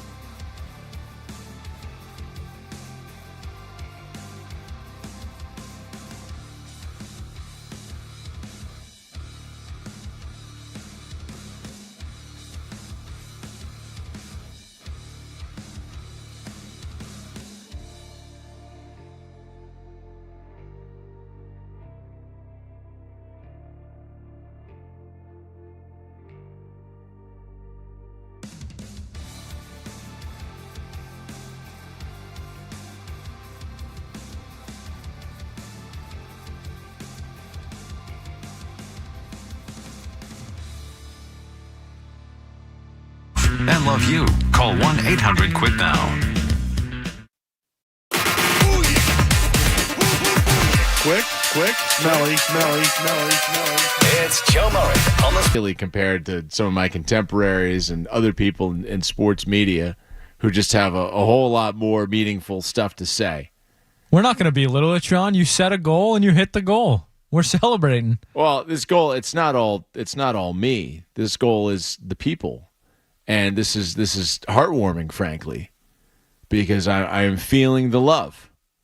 I'm feeling love right now, and I feel like $1 million. I guess we got a call. Mike from Braintree on the Celtics. Mike. Mr. Sylver, congratulations on Mr. 3000. We're going to call you Tom Selleck. Mike, I talked to you. I talked to you the other day. I tried to get G-Unit to put you in on 3,000, but he, you know how he is. But I'm glad you got it. We were going to make an effort to make sure you got that. Anyway, my question, my friend, is: Are the Celtics going to be? I know they're going to go all the way, but do you think there's going to be a little bit of friction with all the crap going on between Brown and you think they're going to coexist? Or you think there's going to be a little bit of the season's going to go good? But I'm asking you your opinion. You think it's going to be a little rocky road in the beginning? That's a great question, Mike, and I appreciate the call. It was nice meeting you kind of through the phone the other day, and nice talking to you again. Pat Riley used to talk about I think it was the disease of me, and I'm no Pat Riley fan, but I think it's an excellent kind of thing to think about. Once you start winning, everybody kind of starts evaluating themselves, and it's like, all right, we accomplished the team goal. Now how can I make myself look the best? How can I get mine? How can I get that money? How can I get that recognition, right? Now, we want to believe that the Celtics are in it together, right? And that the same principles will apply going forward. But, hey, what we're talking about on the air all the time is how's it going to go sour? And I just, I don't want to see it go down that way, because it's been a journey. It's been hard. It's been hard to keep positivity through all these years and ups and downs, and watching the growth of the Celtics team. And sometimes that growth would go backwards for a little bit, and then sometimes it would get back on track, and eventually led them to the highest height. But unfortunately, in sports, as in life, you don't always end your story at the top of the mountain. The sad realization for humanity is we all get old. And I hear that stinks. The sad realization in sports is, well, you get old, but who retires, after a title? You're always looking for more. You're an elite athlete, and, you have ego, obviously. You have to have it. You have to believe in yourself to get where you are. It's inevitable that something's going to fracture at some point. So enjoy the times, Mike, for the Celtics right now. I really hope it doesn't go that way, but it certainly could. Yeah. I had meant to say a couple of things about women's sports.